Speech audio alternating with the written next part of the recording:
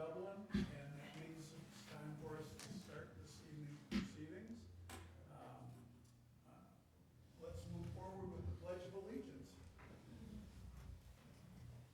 I pledge allegiance to the flag of the United States of America and to the republic for which it stands, one nation, under God, indivisible, with liberty and justice for all.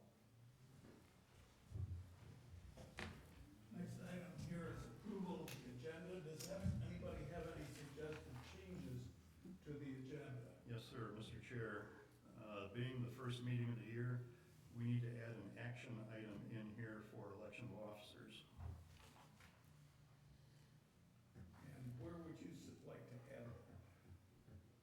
Well, I would say after approval of agenda. yeah, I was gonna say that there would be some logical sense to just do that so we get it out of the way. Okay, So, Mr. Chairman, that is 3A. yes. Any other suggested changes? Yes, since I believe we've just been provided with a copy of the minutes for the last meeting, and I'm sure people have not had an opportunity to review them, Yeah. I would just would defer the approval of the minutes of that particular meeting to whenever we meet next, and then approve the minutes of this meeting. My only concern about that is most recently I understood it was Megan's position or your position that our decisions do not become final until the minutes are approved.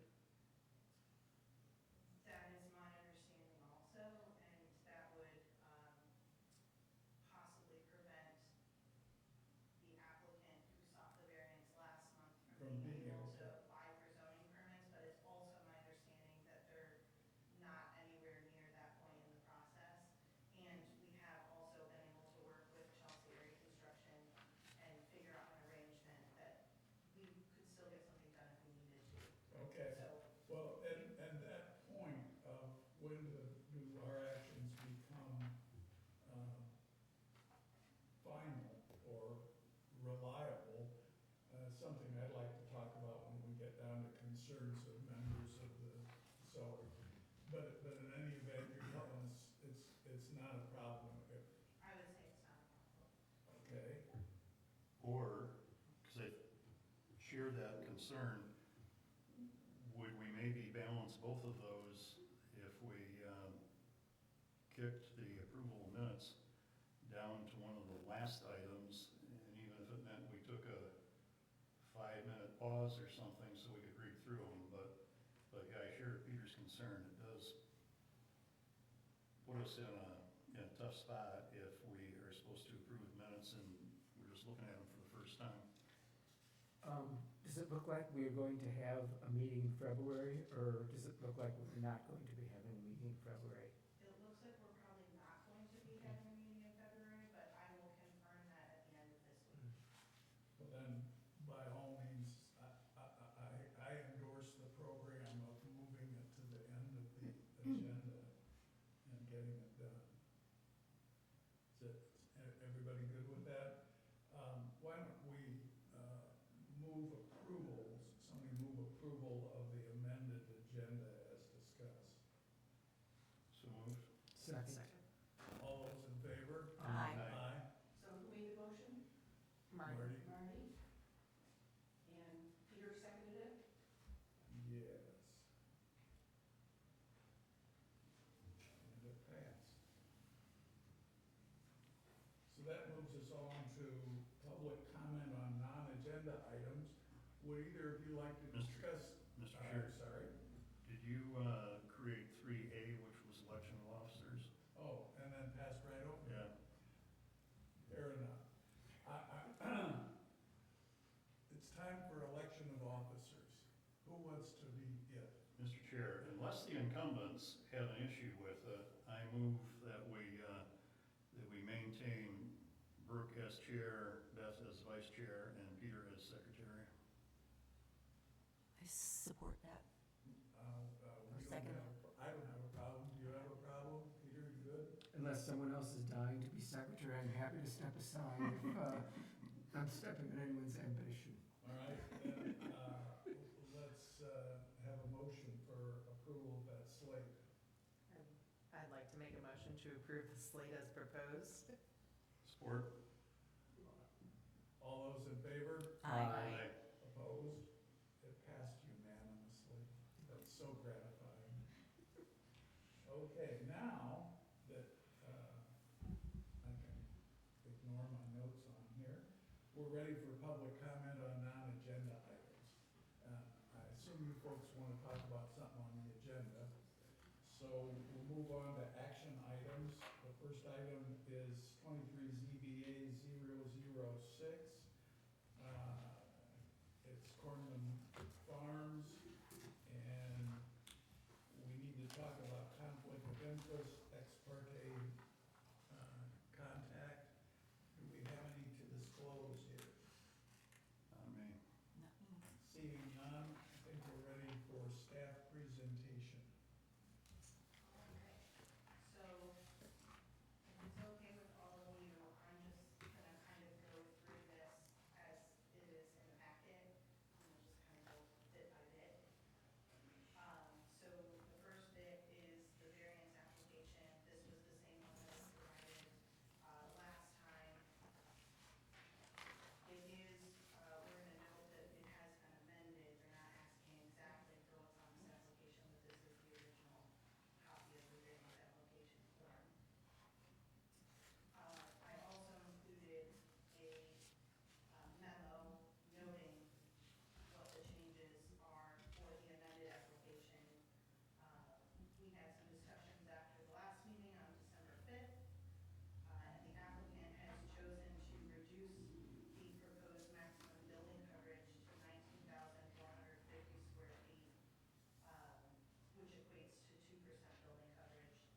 I also included in the packet a lot of historical documentation from different approvals that they had, a special land use approval and a site plan approval from 2013. And it's just worth noting that that site plan in 2013 was approved at a 2% building coverage. I also included the 2003 zoning ordinance, which was, in fact, that was the prior version of the zoning ordinance before this most recent 2020 update. And the original zoning ordinance from 2003 allowed for up to a 10% maximum building coverage in the rural residential district. And it didn't have a table like ours does now, where we have a percentage of building coverage as well as a specific threshold for square feet. It just had a percentage, so it was just a flat 10%. And now we'll get to the staff report, which does reflect the changes. So it's been amended a little bit from last time. In general, the applicant, we have Bradley DeVries on behalf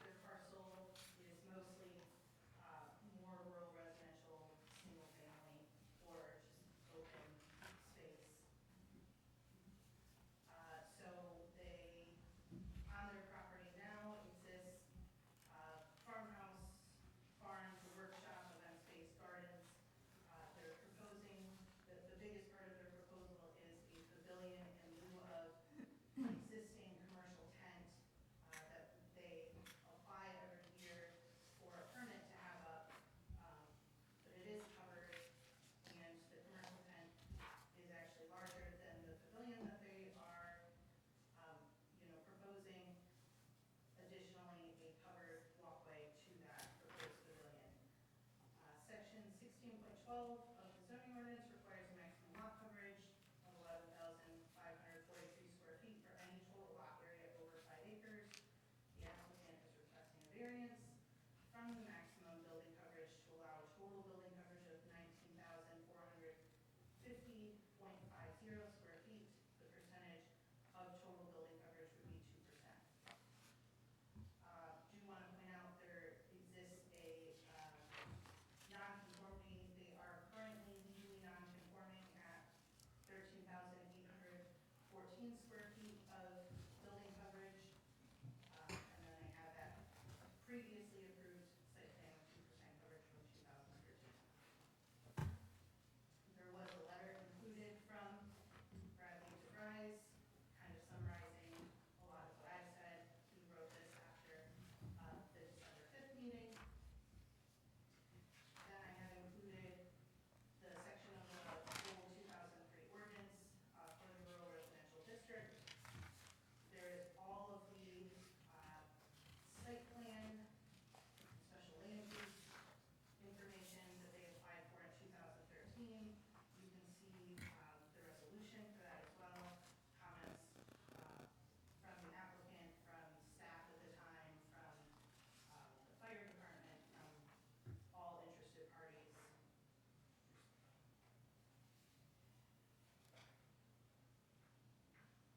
Then they have this is their new proposed final site plan. The applicant has already gone through the planning commission and received preliminary approval, site plan approval, as well as their special land use approval. They have not received final site plan approval, and obviously all of that would be contingent on a variance being approved here. So they have the final site plan, and then your decision criteria. Additionally, this would probably actually be a little more helpful to review than just the final site plan that was included in the packet. This is the separate handout that was included at each one of your spots. Carlisle Wortman put some of this together, and then I included a little bit more. The front page that you see is the proposed final site plan. The second page you see is the 2013 approved site plan. There are some notations that you can see what the differences are, what has changed between the two. The buildings in blue on the front final site plan show both existing and proposed structures. Everything that is either circled in yellow or I have highlighted in yellow are things that are being proposed. Some of them don't have to do with the overall building coverage, like the garden and the amphitheater, but that is, a new addition in their final site plan. Additionally, I wanted to point out that the applicant, in addition to reducing the overall building coverage that they're proposing, they have gone and removed a hoop house that was in the northeast corner of parcel here, which reduces their building coverage that they were at. Also in the southeast corner, which is circled in yellow, but also I drew in pink highlighter, that is the old tent that they have up every year that they submit for that temporary annual permit for.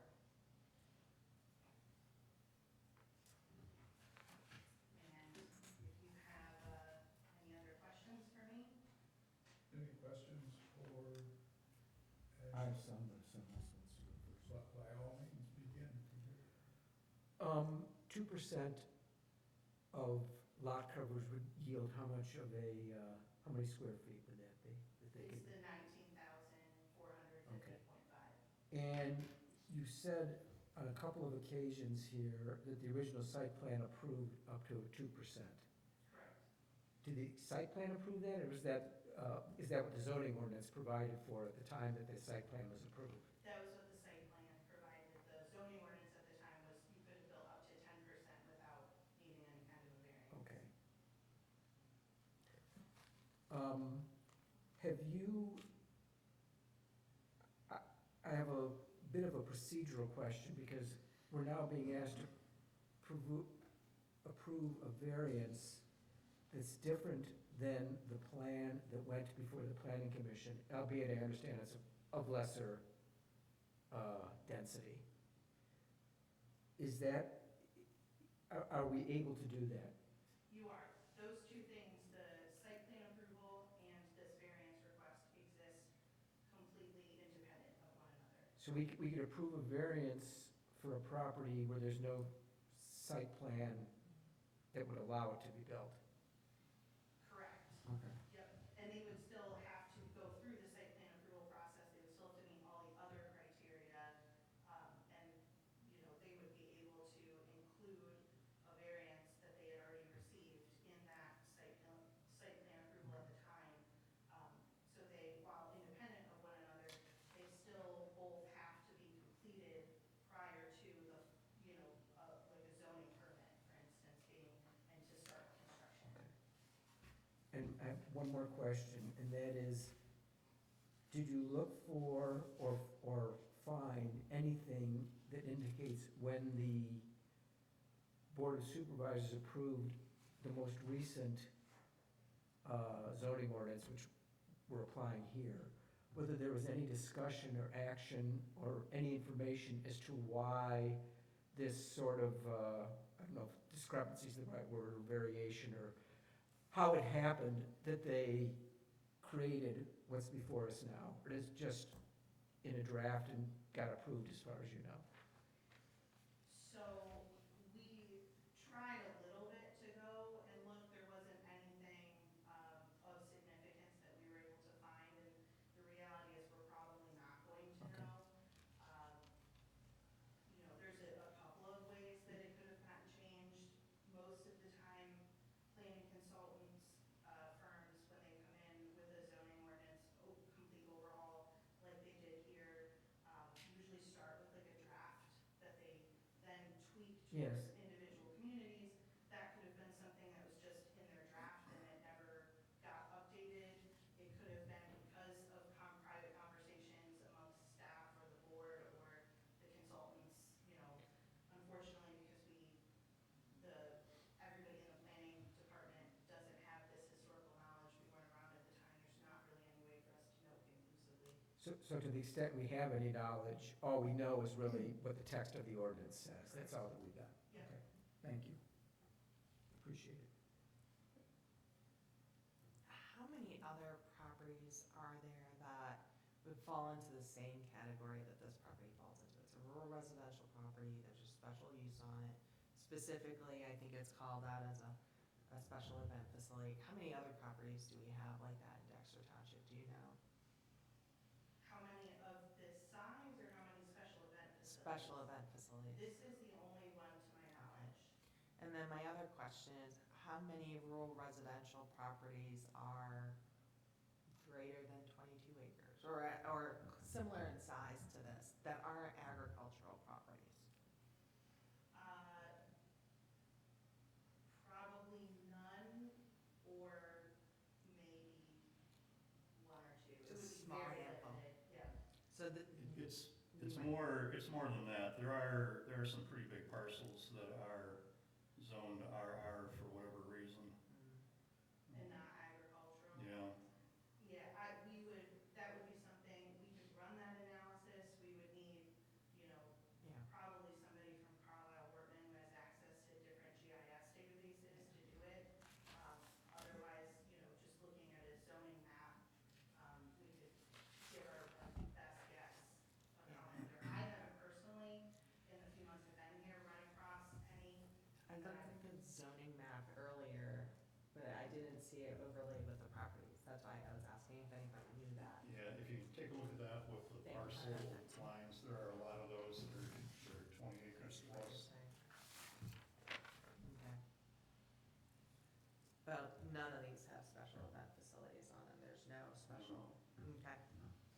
Okay, thank you. Mr. Chair, I could maybe add a little bit to Peter's question, although it's not gonna be helpful just to get to the crux of his question, but just a little history. I came on the planning commission just before the current zoning ordinance was presented for adoption to the planning commission.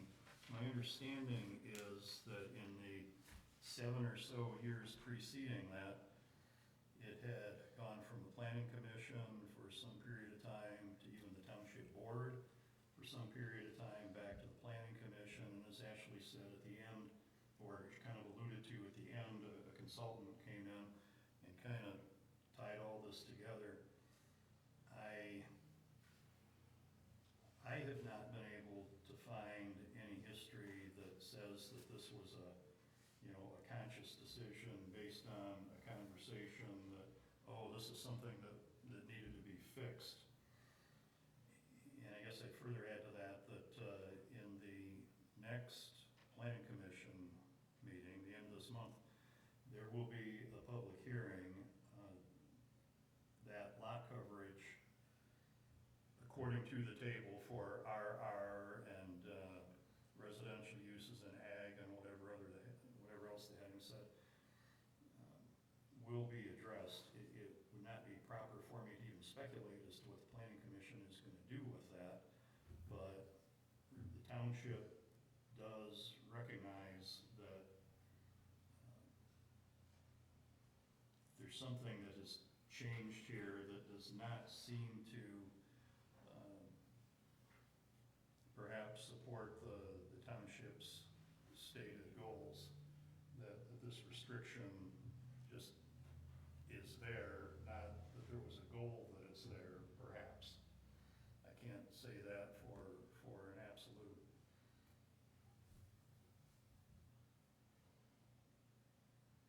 Any other questions for Ashley? I was curious, when people get a variance, you have a date from that time that it's approved to fulfill whatever, getting your site plan approved and building permits or whatever. Since there were no variances, this was just a special use permit, and then also the site plan preview.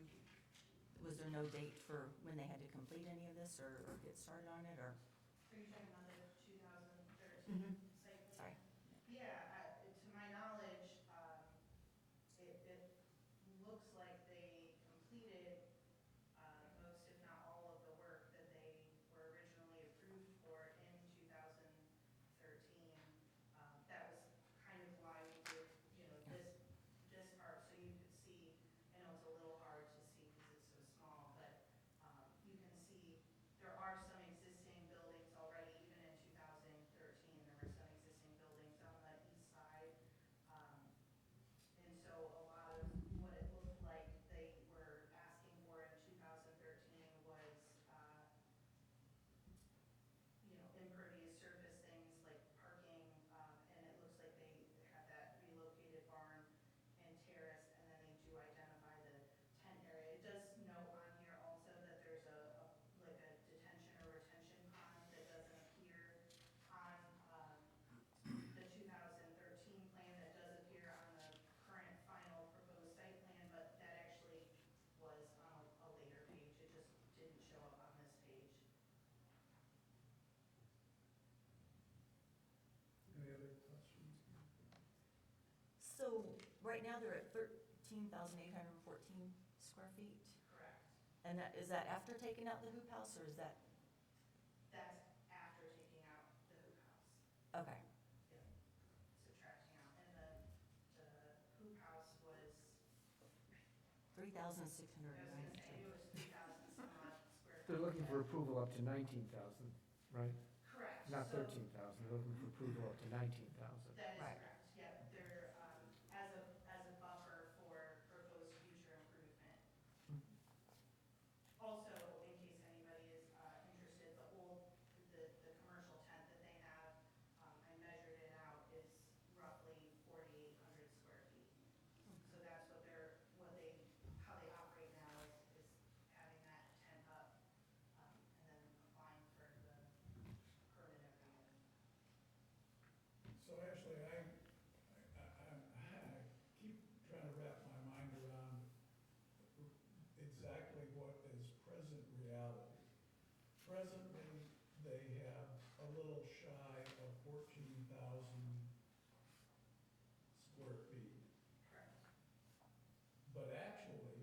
there's a hoop house that's sitting there that is more than 14,000. That makes it be more than 14,000. Correct, there was, it's no longer there. I thought I read it said they were planning to take it down, not that it. That's what I thought. That's correct. Is it down now? It is now. Oh, it's not down now, okay, I see. So then my question still is, what's there now that was constructed in a timely way in response to the site plan that was approved in 2013? What square footage is there now that was constructed?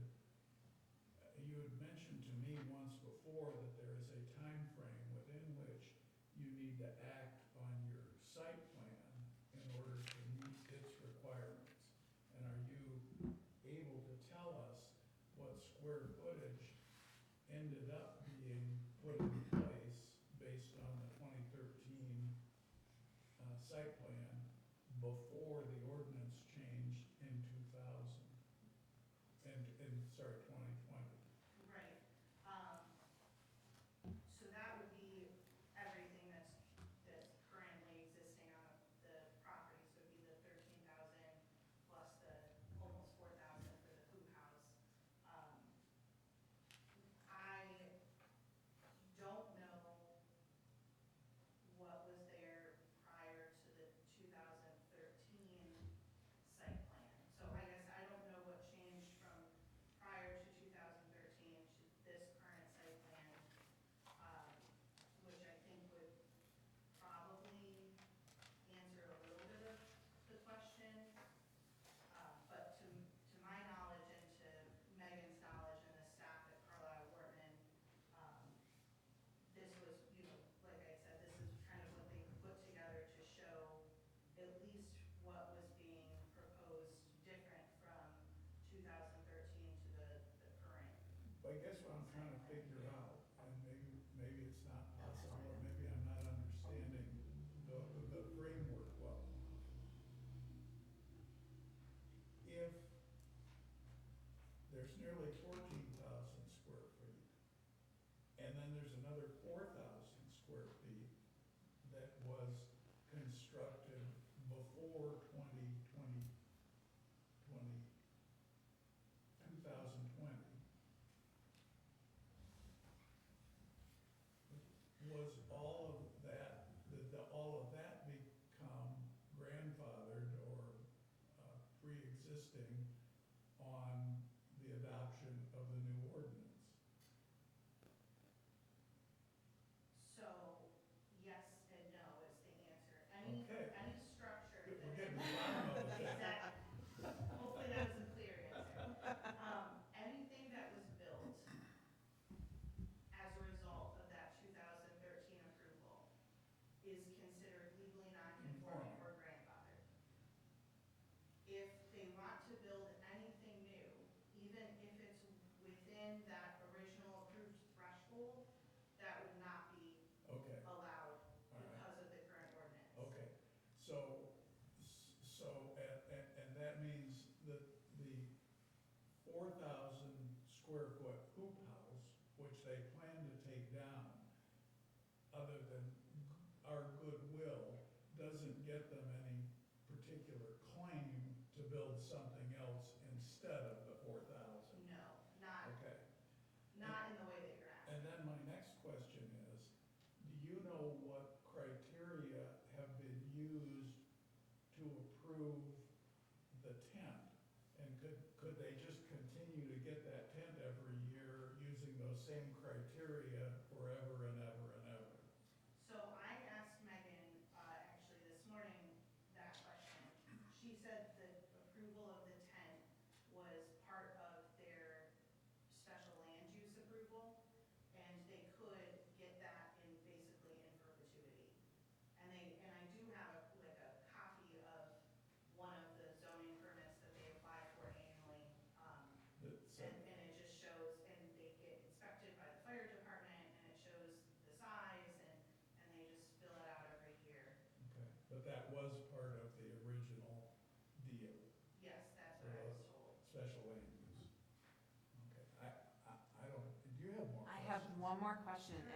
more just clarification for the purpose of the record. My understanding is that there's approximately 14,000 square feet of structure, plus another approximately 3,000 due to the hoop house, which brings us around 17,000, plus another 4,800 for the tent. So now we're over 20,000 square feet when you include the tent. So in effect, what they're asking for is something that is less in terms of square footage than what they already had potentially in perpetuity. Correct. Okay, thank you. All right, are we ready to, no? we're One not- other thing, the public hearing, the proposal at the public hearing, that the planning commission will have in a couple of weeks, is to cap it out at 2%. Now, again, I'm not speculating as to how that will go, but there is a logical, I think, inconsistency there too, because what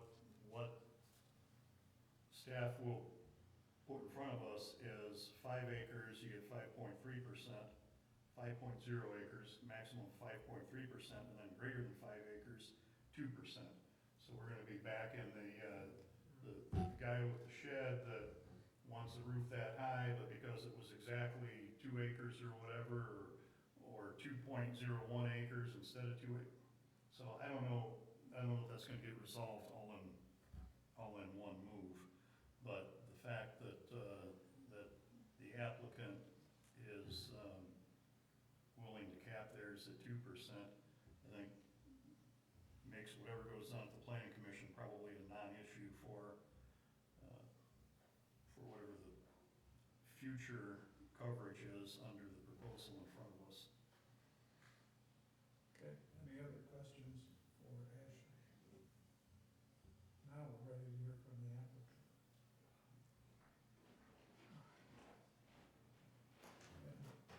And tell it to Beth all again, because she wasn't here last time.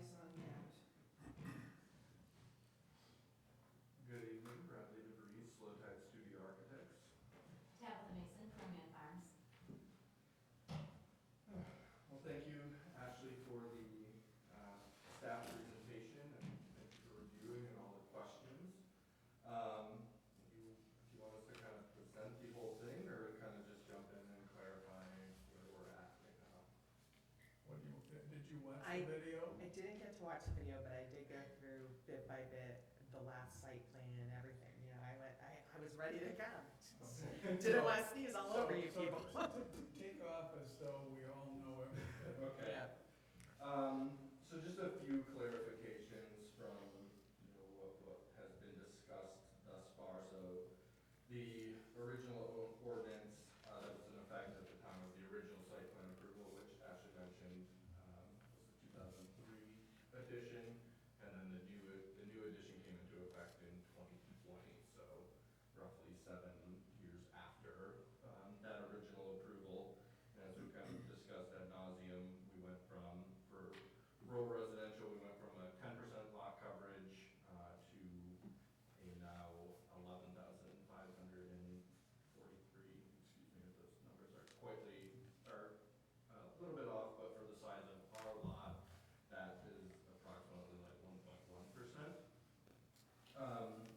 So as Ashley mentioned, our previous request was to go to 2.5%, and we're reducing that request to go to 2%, which is in line with the previous approval for the site plan from 2013. And this is an amendment to that original site plan, which is why we'd like to stick to that 2%.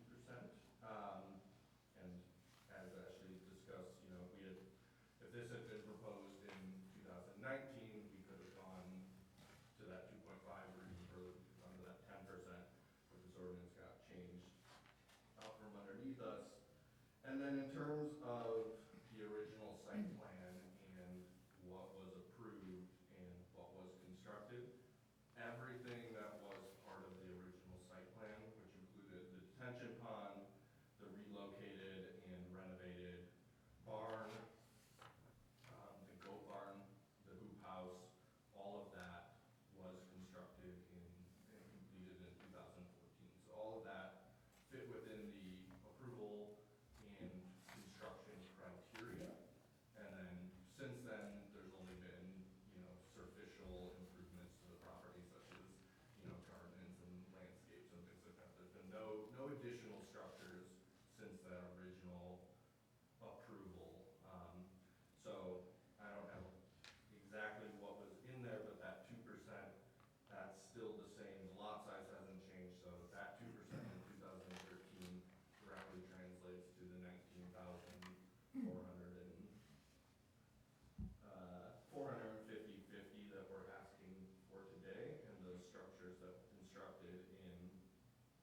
2013, 2014 met, met that 2% as well. So the hoop house was included in that. And I think maybe there was also some future, the same way we're asking for a little bit of future square footage if we need a shed building or anything like that. I think that there was some of that accounted for, but there was a 14,000 number tossed around. But the number of constructed square feet from the 2013 approval is 17,000 and change. And then I think there's a buffer included in there. But to get us to that 2% and get to the improvements that we're asking for, you know, we're happy to take down the tent, which technically doesn't count towards the lot coverage, but it does spend most of the year up, so, you know, theoretically is contributing to that, and the hoop house taking it down. So the proposed additions for the pavilion and the covered walkway and the enclosed walkway are approximately the same, if not a little bit less than the hoop house on its own. And then when you factor in the event tent, that's about 800 square feet plus, you know, we are significantly reducing from the perceived square footage of lot coverage on site when you factor in that tent. The only thing that I'd like to add is sometimes when you think tent, you have a picture in mind, and our tent that we have put up every year with approval has a floor, it has heating, it has sides, right? It is a semi-permanent structure, and so, I said it last time, I had no idea when we decided that we didn't want to put a tent up anymore and only focus on small events, that we would be having so many conversations about it. I learned a lot about zoning and all those good things, so. Yeah. So I think in summary, we hope that you agree that maintaining the 2% as previously approved as an amendment to our site plan is a reasonable way to proceed here. Can I ask you a question? What's a hoop house? A hoop house is just a greenhouse. Oh, okay. So I it's think got you said a that. transparent roof on it, but as the ordinance reads, any structure that prevents water from reaching the ground counts towards that lot coverage. Right. The reason the event tent doesn't count is because it doesn't stay up all year, but the hoop house is, even though, you know, it would take 2 hours to The take it hoop down. house doesn't have a floor, But and it's water made can't of get, plastic sheets. rain Yes, can't yes. get to it, it could be taken down in 2 hours, but it counts, and the event tent technically doesn't. Yes? So in the abundance of clarity and maybe overabundance of clarity, my understanding is that when the property was initially built out in 2013-ish, even though a 2% approval was granted for potential future expansion, it was only built out to approximately a little shy of 15,000 square feet. 17,000. 17,000 square feet. Yeah, the hoop house, Okay. the buildings on the site. Because of plus the hoop The house. hoop house brings us to 17,160. Okay. Okay. Okay. Any other questions for the applicant? No. I go back to my difficult original question, which is being very sympathetic to your situation in that the zoning ordinance got written with some numbers in it that nobody really understands how it got there, how they got there. What is the thing that is unique to this property that we would hang our hat on to say, well, even though the zoning ordinance limits you to X amount of square footage, because your property is different from all other rural residential large parcels for this particular reason, gave you a variance to allow you to have more square footage? That's the tough question, I think.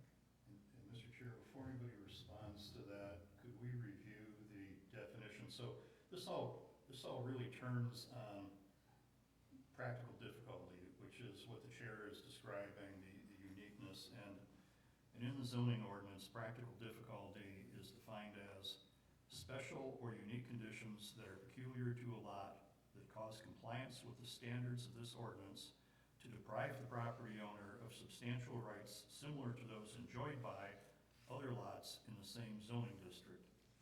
Economic, personal, or financial hardship alone does not constitute a practical difficulty.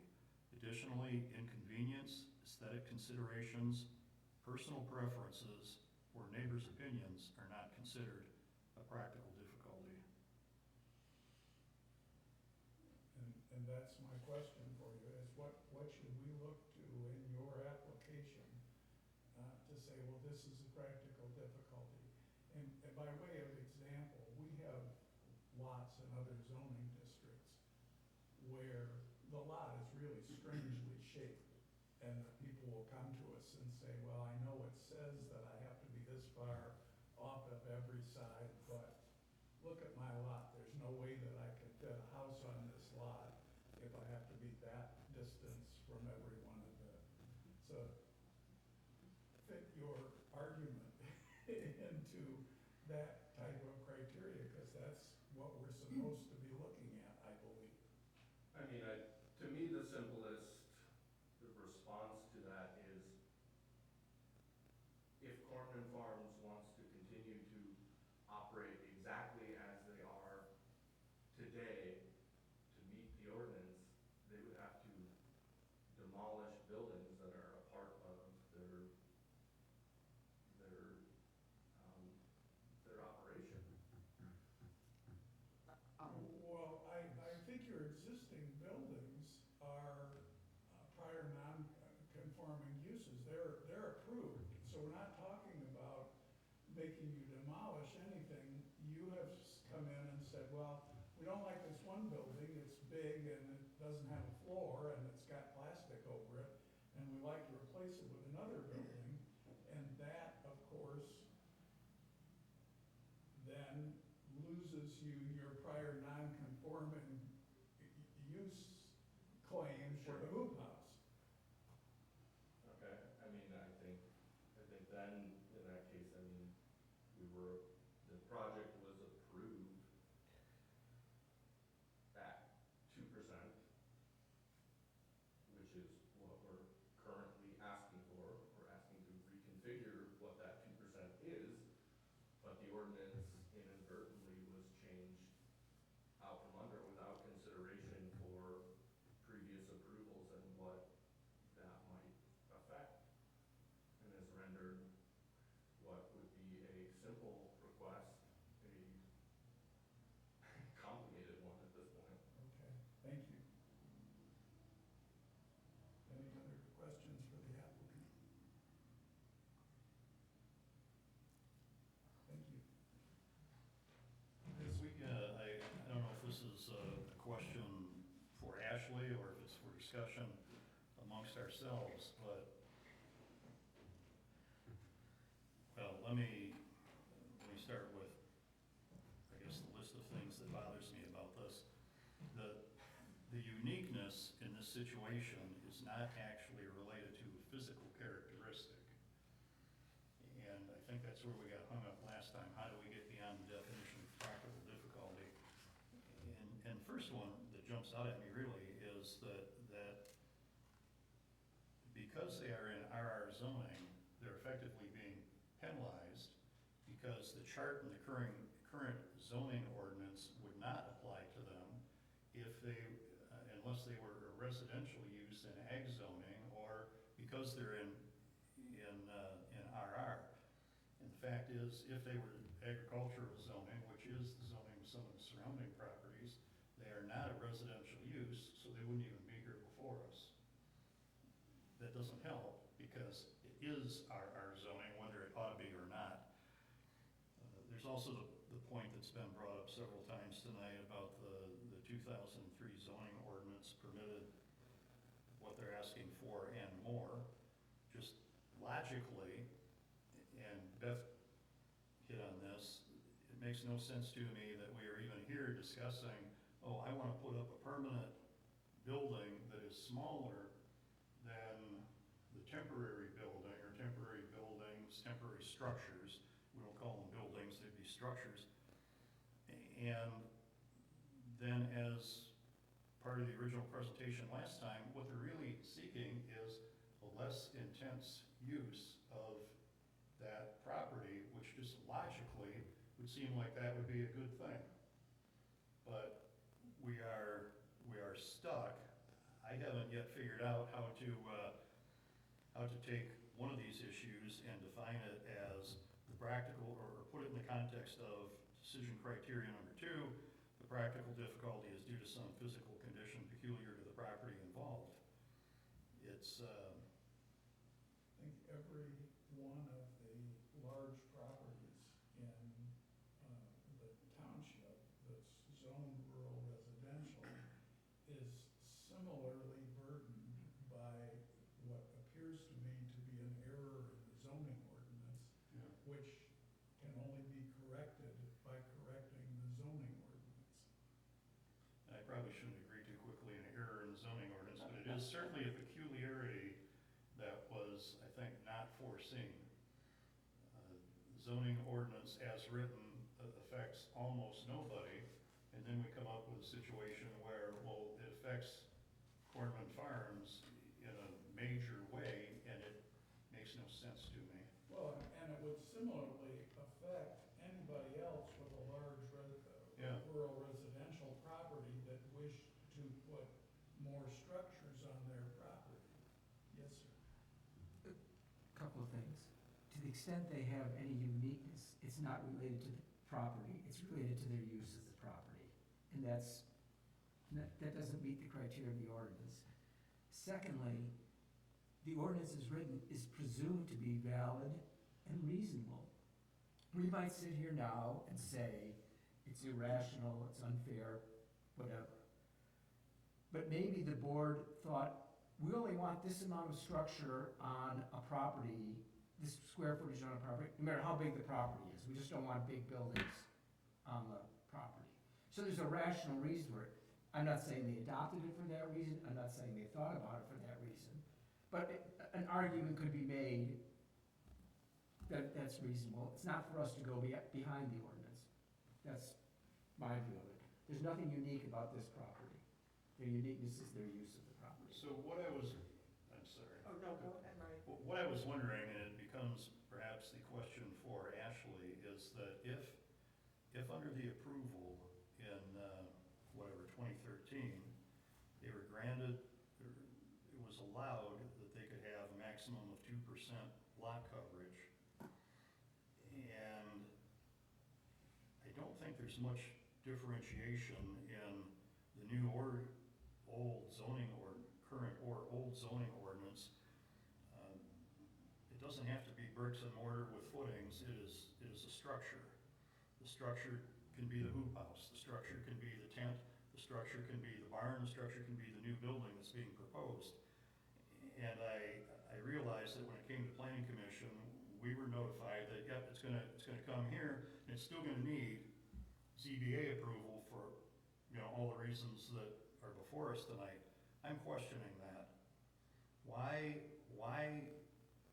if they were approved, as I think the chair referred to it as, they're really grandfathered to the 2% lot coverage.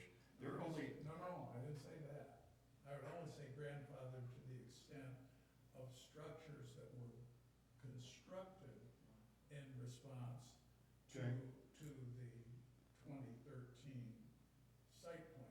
Right. There- So even though they muttered about 2% in the site plan, only things that got built in response to that would be prior non-conforming uses.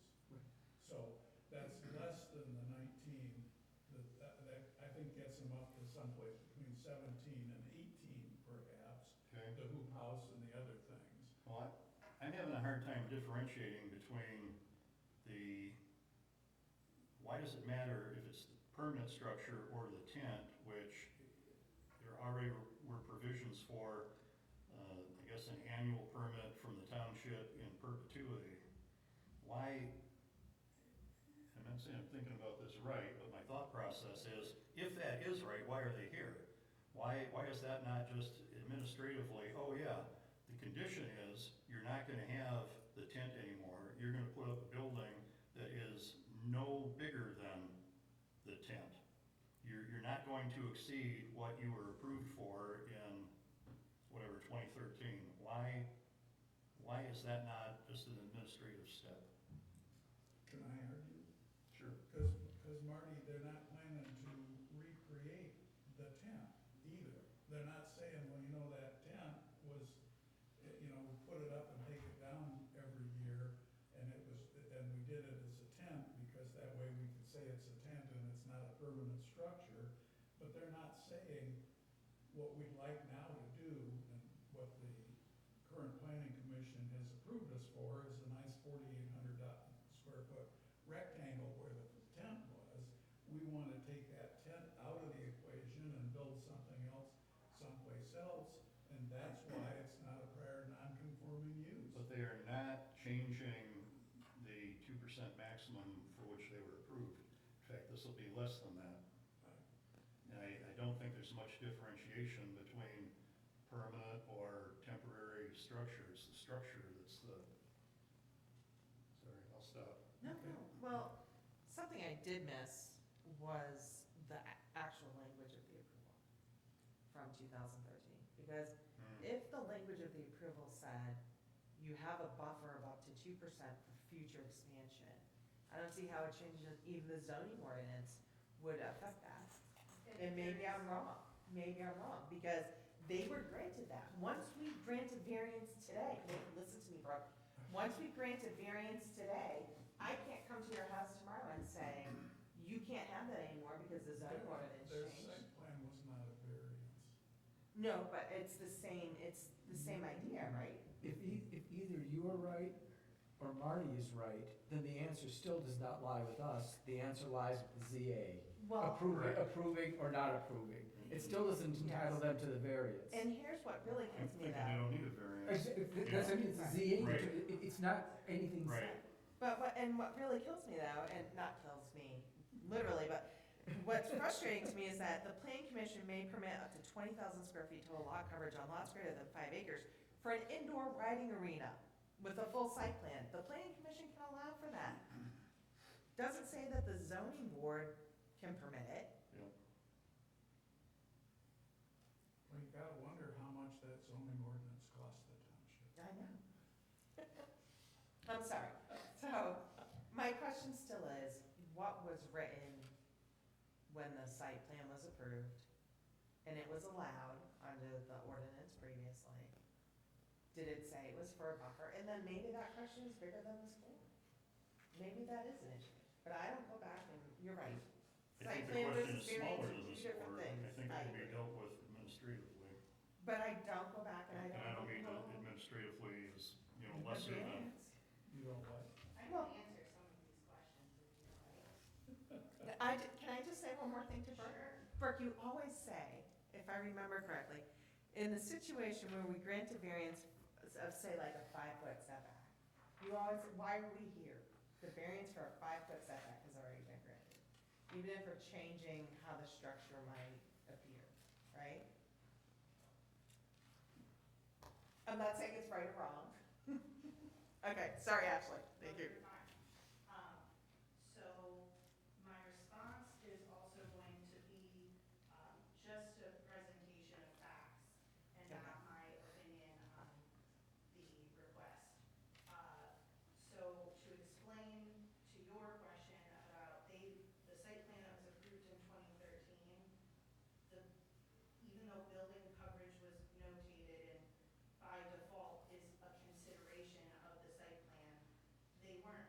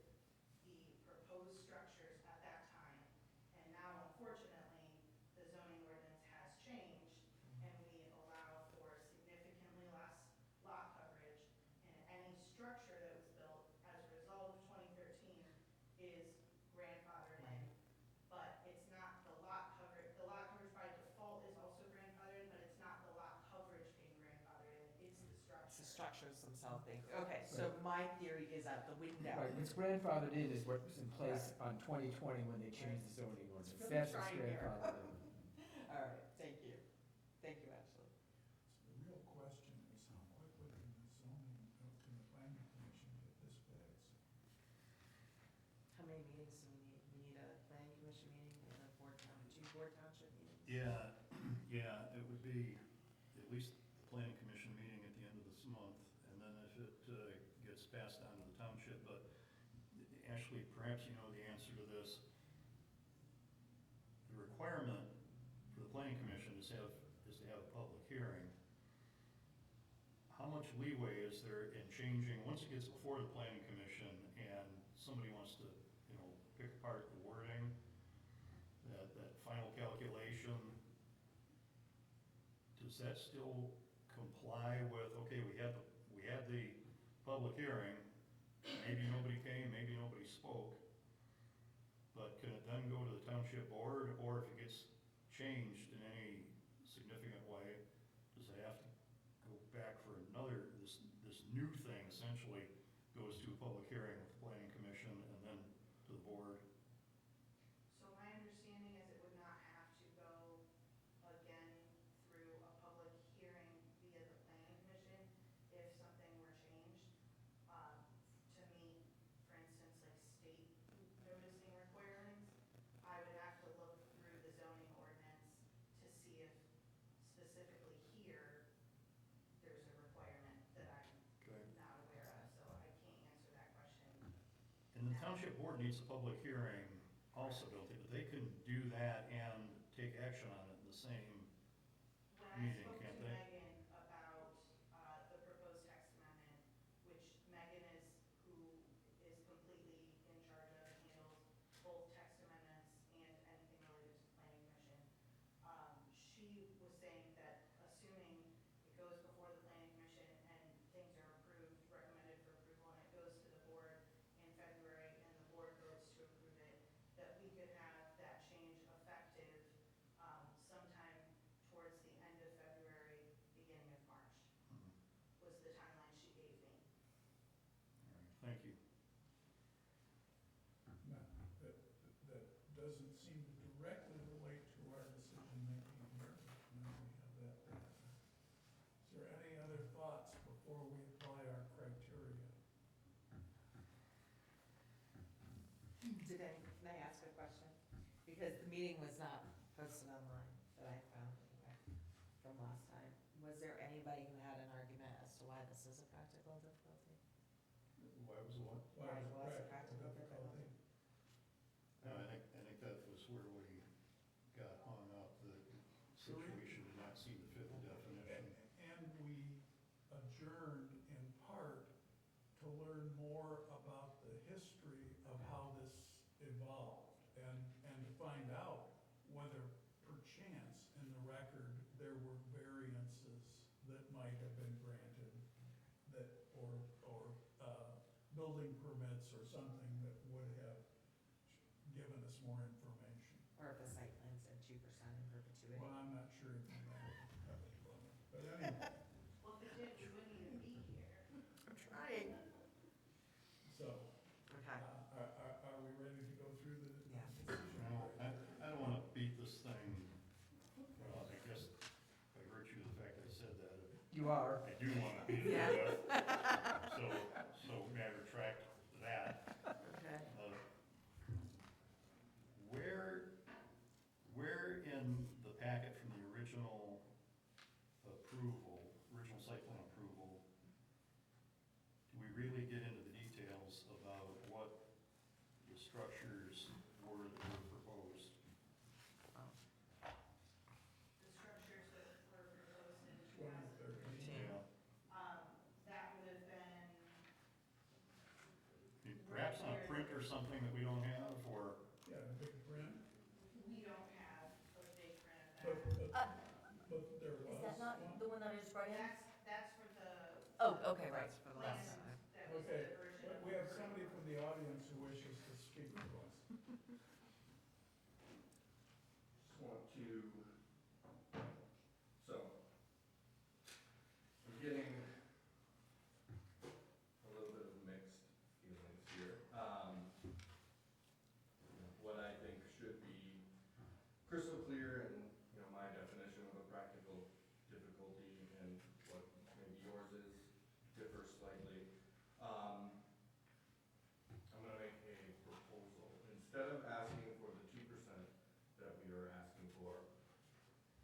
could we revise this to take our existing nonconformity of 1100 square feet, let me get that number correctly. Our existing nonconformity of 17,116 square feet, and change our proposal to ask for a variance that would allow us to maintain the existing nonconformity of 17,116 square feet. In order to achieve this, we would eliminate the 2,040 and 50 square feet of future additions, and just deal with that down the line. Hopefully the zoning ordinance gets updated, and that's just an easy thing. And then we have a covered walkway going from the event barn to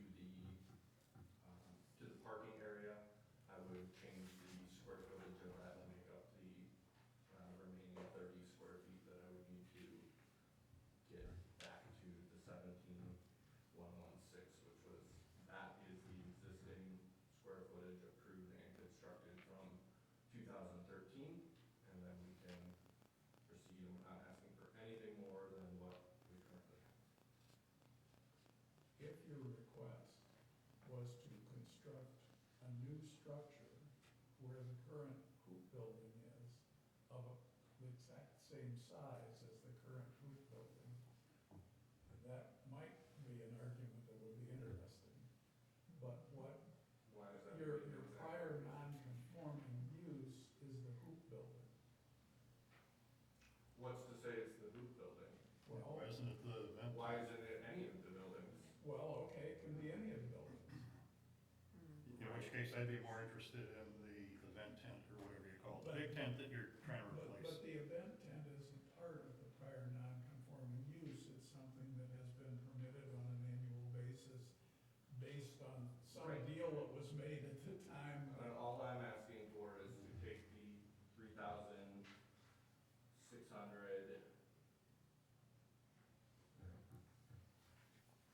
3,692 square feet of the hoop house, demolish the hoop house and use that to erect our covered walkway. Ask Ashley if that'll work.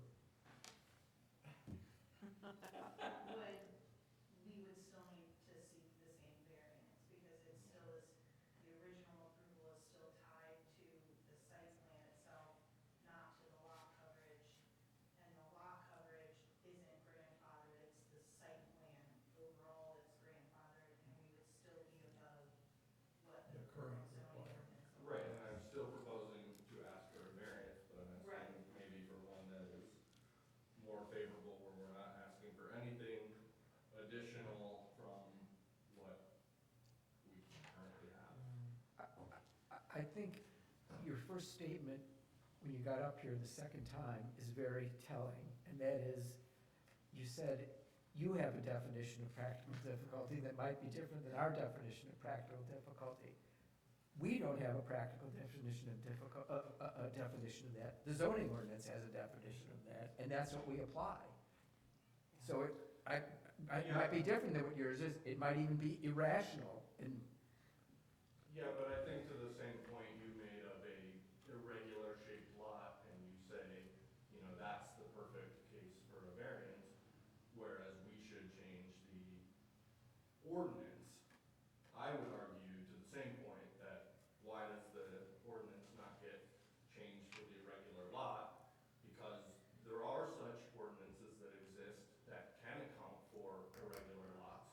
There's a thing called form-based code, for example, that doesn't take into any of that, that would address that. So your point of saying, because I would say to that person that says, hey, I have an irregular lot, your argument to us would be, go get the ordinance changed. And I think, you know, where we're at right now, you know, and I think that there's always grayness in code, there's always grayness in ordinance, but to me, I mean, a hardship exists that maybe is not lot specific, but the township approved a special event facility with certain characteristics, and then when they revised the ordinance, did not look to see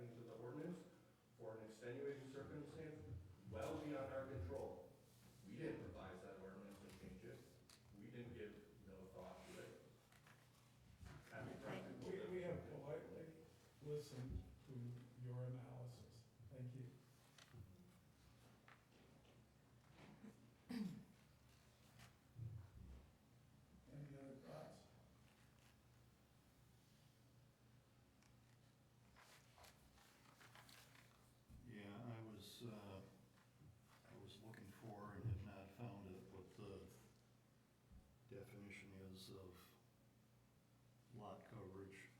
Oh. You should ask Beth. Yeah, just give me a second. Because there are some strange definitions that end up in different places. Yeah, I look under coverage, lot coverage. Oh, maybe I'm supposed to be looking at building coverage. Section 1612, total maximum building coverage in the R and RC districts of the residential use in the ag district, blah, blah, blah. Table below. So I'm not looking for the right thing, I think.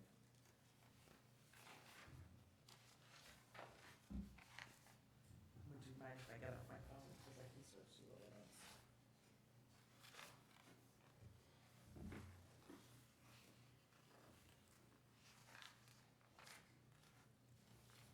Okay, building coverage and the definitions. The horizontal area of a lot stated as a percentage of the lot that is covered by all buildings located on the lot. This includes all buildings, roof porches, arbors, breezeways, patio roofs, whether open box types and/or lath roofs or fully roofed, but does not include fences, walls, or hedges used as fences, unroofed decks, or patios, or swimming pools. Building coverage shall be measured from exterior facades, including roof porches, patios, and breezeways. Building coverage shall exclude the roof overhang. Yeah, I guess the only thing I find interesting there is that it doesn't matter whether it has footings or doesn't have footings. And that's part of what just gets to me about this, where, and the applicant is proposing on the fly, well, how about if we reduce this and reduce that? They came to the township with a great plan for a real unique piece of property that's been an asset to the township. And by accounts from the letters that we received from neighbors, a real good neighbor. And because we found something that, we can't really make logical sense out of this, we're gonna end up with perhaps a suboptimal solution. They wanted to do this, but instead, because of what we got going on here, they're gonna do that, which was not as elegant a plan as they originally brought to us. And that would just seem like a shame to me. They haven't figured out yet what ZBA can do about that. Waiting to hear. No, I just have to put this in here because I know we don't understand the reasoning, but it's there. That's a fact. Yeah. We have to deal with what is there. And unfortunately, it's there. And we can't change that ourselves. That's why there are procedures, administrative procedures to get it changed. Right? Yes. Yeah. That is why there are administrative procedures to get it changed. That's why there are public hearings on the ordinances before they're adopted. That's why if somebody had come in 2020 before the ordinance was adopted and said, what's that number in there for? It probably would have been looked at, And but it wasn't. That's we get indoor riding rights. And why do we have indoor Right, riding yeah. rights? I think on the All these indoor, are good questions. And perhaps that was to satisfy one unique situation, and that's kind of what our problem is with practical difficulty here. This is a unique problem, but it's not a unique situation, Right. because it applies to anybody who has, over 5 acres, they're maxed out at 11,543 or whatever it is square feet under the current zoning ordinance, and that's where this whole thing just goes tilt to me. No question. I don't see how we get beyond that. It needs to be changed. Yeah, But I also understand that it can be changed before next year. In fact, it can be changed before potentially June. yeah, I think. And I think that potentially, now, I am not the person who can say, oh yeah, it will be changed. We cannot say that. We cannot take the place of the administrative process that was And we happening. can't know for sure whether or not the proposal will be approved even. I mean, That's correct. all you're saying is, let's take this, the planning commission's idea to the township board, and if the township board looks at it and talks to the old board and thinks about it, and says, no, it's a good old number, that's why they put it in. You're exactly right. Before the public hearing and the planning commission starts to discuss it, we'll have no idea. Okay, so if this is something that, would go before, and we've had this discussion before as a group, if this is something that the zoning, can the zoning board say, hey, we see that there could potentially be an issue here? Or is this more appropriate for the applicant to go before the planning commission and say that there could potentially be an issue here? Or is that a question that we should not be asking? I think it's our job to tell the planning commission what the planning commission ought to recommend to the board. I mean, Okay. different And jobs. that's really the direction that it came. So we found a problem at ZBA, and that was transmitted to planning commission, and it's gonna be an agenda item. Kind of like the, whatever it was, exactly 1 acre, more than 1 Yes, acre, 200 whatever, 200 square foot feet. thing, and then the roof height and all. Yeah, And that was also uncovered here. okay. Are there any other thoughts before we start looking at our decision criteria? Are we better off going through the decision criteria and perhaps rejecting the application for variance? Or what would the implications be if we were to do that? And there might be another solution that just hasn't been thought of yet. That would be, prior to the township changing the zoning ordinance if they are so inclined. Would this be something we would table potentially? Well, I'm wondering about it. It's kicking the can down the road, but if we were to defeat it tonight, I think, what's it say in here someplace about, Ashley would know, I might be confusing it with just site plan approval, but unless there's a substantial difference, it has to sit for a year before the same issue comes back to us. And I wouldn't want to accidentally, and like I say, I might be confusing these two things, but I wouldn't want to accidentally put everybody in that situation if the better thing to do is, well, we'll let it go for another month and see if there's some other proposal or revelation that would bear on this. I don't know. I have a couple of thoughts about that. One of them is that I think it would be helpful, both to the planning commission and ultimately to the township board, to know that this project did not get its variance approved and they need to fix the ordinance, as opposed to saying, well, it's still kind of before the ZBA and maybe they'll think of some other way to solve the problem for us. Yeah, I get your point. That Yeah. makes sense to me. Again, if the applicant asked to have us adjourn again, I would certainly consider an adjournment, but I'd also look to Ashley and say, are there any limits that you know of how long we could even offer to kick the can? There's not any limits that I know of. To the other comment about timelines, I don't have a copy of the ordinance in front of me, and we discussed this actually at the last meeting. And if I remember correctly, I think whatever the ZBA decides is the decision. I don't think there's a time limit on it. Oh, I think that's not true. I don't think you can bring another application for the same request within a year. Okay. But then the question becomes, what is the same Yeah. request? Yeah, Okay. here we go. An application for variance, appeal of decision, interpretation, or other decision which has been denied wholly or in part by the zoning board of appeals shall not be resubmitted for reconsideration, except as permitted by section 31.12 reapplication. And of course, 31.12 I must have looked at this in the past. It says an application that has been denied shall not be resubmitted for consideration for a period of 1 year from the day that the decision became final, unless one of the following is true. Change conditions, the approving authority upon inspection finds proof of change conditions that contributed to the denial or changes to the application. Substantial changes have been made to the application that addresses the reasons for denial. So, substantial not being defined, there's some decision leeway there on the part, I guess, first of the director of planning and zoning as to whether or not you would say, well, I can't accept this application.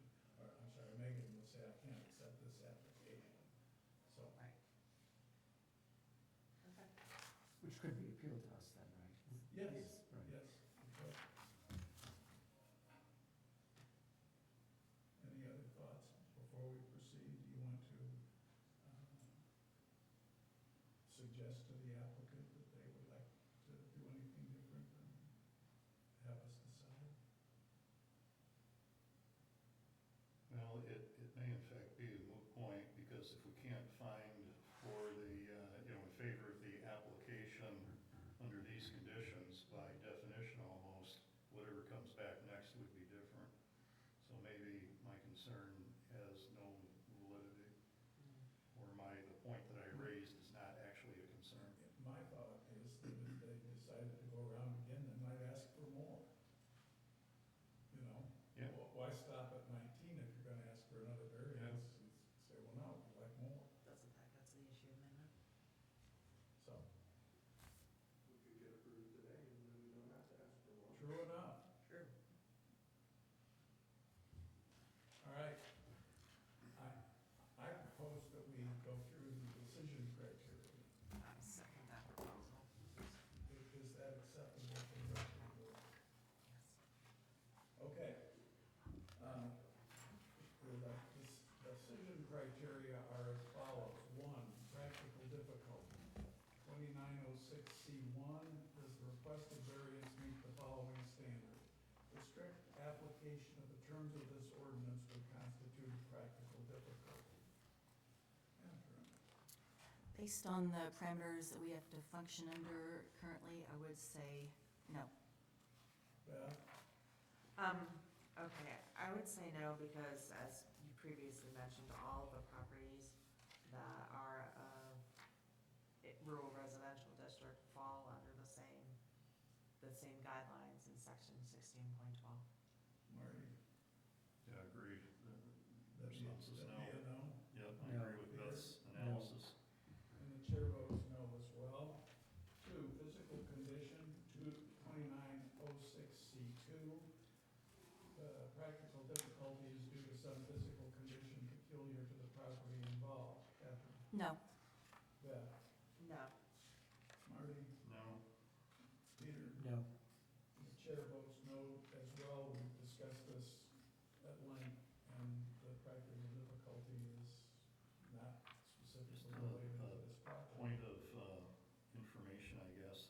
If we have found that there is no practical difficulty, how do we do the next couple of questions where it assumes that there's a practical difficulty and we're asking, does it meet these criteria that are listed? Honestly, I don't know the answer to that. We kind of hit the brick wall with the first one. Yes, agreed. And if you would like to move based upon failure of criteria 1, to discontinue the rest of the choices, since it's necessary to pass all 7 of these with a positive vote, that would be an interesting motion.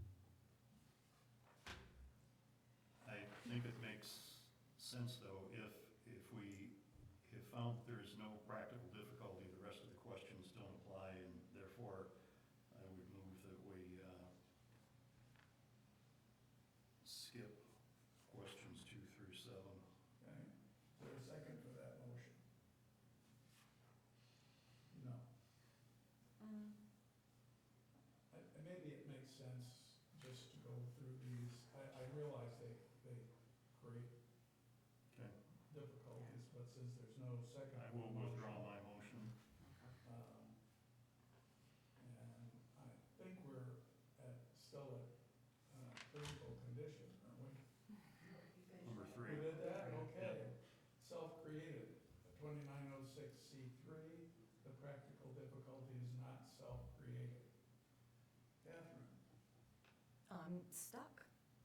How do I, if there's no Well, the practical. answer is, in my opinion, the practical difficulty, if there were one, would not be self-created. The practical difficulty, if there were one, would not be self-created, in my opinion. That'd be, I know. that'd be yes. I mean, yes. That's what I was gonna say, is yes. Because the issue is meeting of the parameters of the zoning ordinance. Yes. Peter?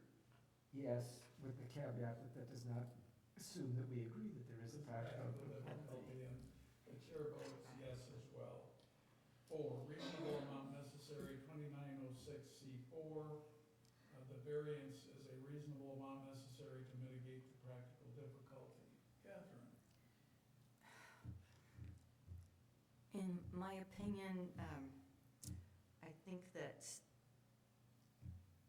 because we can't show a practical difficulty, but I think the amount is reasonable in the request. So I say yes. Beth? The variance is, I would say, and I have to disagree with this, I mean, no. Meaning yes, but the variance is not a minimum amount necessary to mitigate the or reasonable amount necessary to mitigate the practical difficulty. It's not. It's not. Okay. So Beth, is that a no? That was a It's a no, no. I think. Marty? Yes, I think it is a reasonable amount in that it will result in less coverage than the current situation with the vent tent in perpetuity. Okay. Did you want to go back and rethink your? I actually, you know what, I am gonna change my answer because I have to agree with Marty. What they're asking for is less overall, in practical terms, we'll put it that way. Okay, so Thank you, yes. conversion to yes on your answer. Marty voted yes. Peter, how do you vote? I would vote yes, again, with the caveat that I don't agree that there's a practical difficulty, but what they're requesting is not unreasonable. And the chair votes yes as well, concurring with Peter's analysis. 5, public health, safety, and welfare. Approval of variance will not be injurious to the public health, safety, and welfare. Catherine? Yes. Beth? Yes, because there's been no evidence that it would be. Marty? Yes. Peter? Yes. And the chair votes yes for the standards established by Beth. No evidence to the contrary. 6, adjacent properties, 2906C6. Approval of the variance will not affect the use of adjacent properties or the area in a substantially adverse manner. Catherine? Yes. Beth? Yes, on 2 points. One, again, in the reduction of the total square feet once you consider the tent in perpetuity. But also, it does reduce the encroachment upon, even though it, setback from the road is not a situation here, it does reduce that setback. And so I'd have to say yes on both of those points. Marty? And yes, and I would add to the points that Beth just made, that also the plan that was presented to us will involve smaller events, perhaps likely fewer events, so yeah, less traffic in the neighborhood. Peter? Well, I think from a planning standpoint, this is a good plan, it's just from a legal standpoint, it's not a good plan. So in that sense, I guess I'd be voting yes. And the chair votes yes as well for the reasons Peter stated on the record. 7, intent of the ordinance, 2906C7. Catherine, approval of the variance is consistent with the intent and purpose of the ordinance. I feel that it doesn't fit with the ordinance, the way it is written, and so I'll have to say no. Beth? I have to agree with Catherine. I'd have to say no for the same reason she said no. Marty? Yeah, I agree. The only thing I can infer about the intent is what is written in the ordinance, and it maxes it out.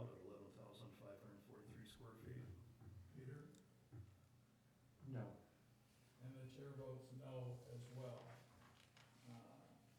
So we didn't get approval of the majority of the board on all 7 of the decision criteria. I need a motion to deny. I'd like to make that motion. I'd like to make a motion to deny petition number 23 ZBA 006 at the property located at 8540 Island Lake Road, tax ID D0436-400-002, made by Bradley DeVries on behalf of Corman LLC, and to deny the request for 19,450 and a half square feet. From the variance of section 16.12 requiring a maximum lot coverage to be 11,543 square feet. Do I have a second? Support. Okay, Okay. Catherine supports. All right, let's go down the board. Catherine, Yes. Beth, Yes. Marty, Yes. Peter? Yes. And the chair votes yes as well. As you can tell, we're sorry. Yeah. And hope that you can get relief through the planning commission and the township board.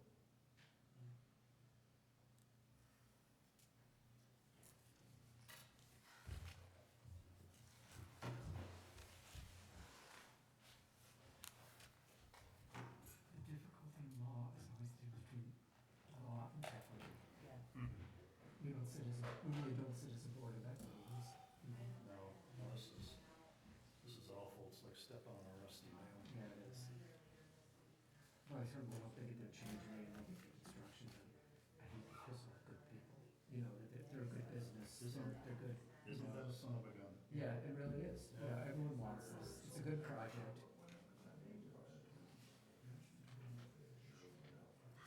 I know, it's over. They would have, been a month ahead. Exactly. It could have been done formally. That should have been recognized at the time. All right. Time of application is when that should have been. I'm going to assume there's no public comment on non-agenda issues. Keeping it that So let's move on route. to concerns of ZBA members, Director of Planning and Zoning, and the Recording Secretary. So, Janice, what are your concerns tonight? The zoning ordinance. Yes, it is a concern. There seem to be a lot of things in there that are of concern, aren't there? Yes, there are. And I think that this township needs to pull up its big boy pants and address all of them. That seems like a really good idea. Yes, I think so too. Again, I'm often moved to observe that I spent 3 years working on the new zoning ordinance only to have the old trustees say, yeah, we're not doing that, that's too complex, we're gonna hire somebody. Yeah. So, we did. Yeah, but everybody had a chance to review what that consultant did, and they didn't review it. Well, somebody did. When you say everybody did, I think they compressed the time frame Yeah. a bit. And then, we did years of work, and then they hired a consultant and got it all done right away, so.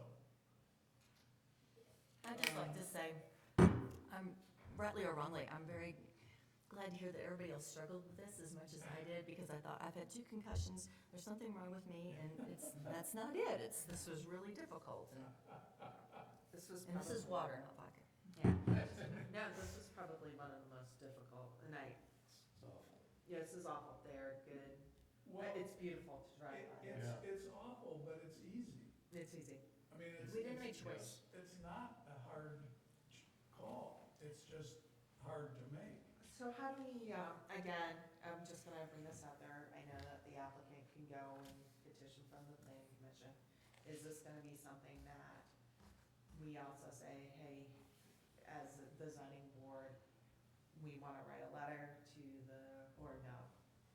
I guess we're into concerns of the Sorry, zoning Janice. board of appeals members, and I would note that since the middle of last summer, we've been trying to get reasonable amount versus minimum amount fixed.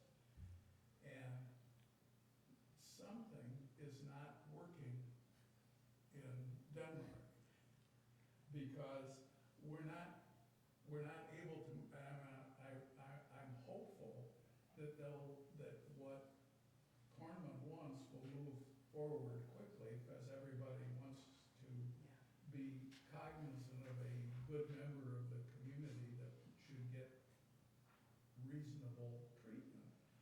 I'd like to piggyback all of our other problems with the ordinance on fast tracking them the way that everybody's enthusiastic about, well, let's fix the Cornman problem, let's fix the reasonable amount problem.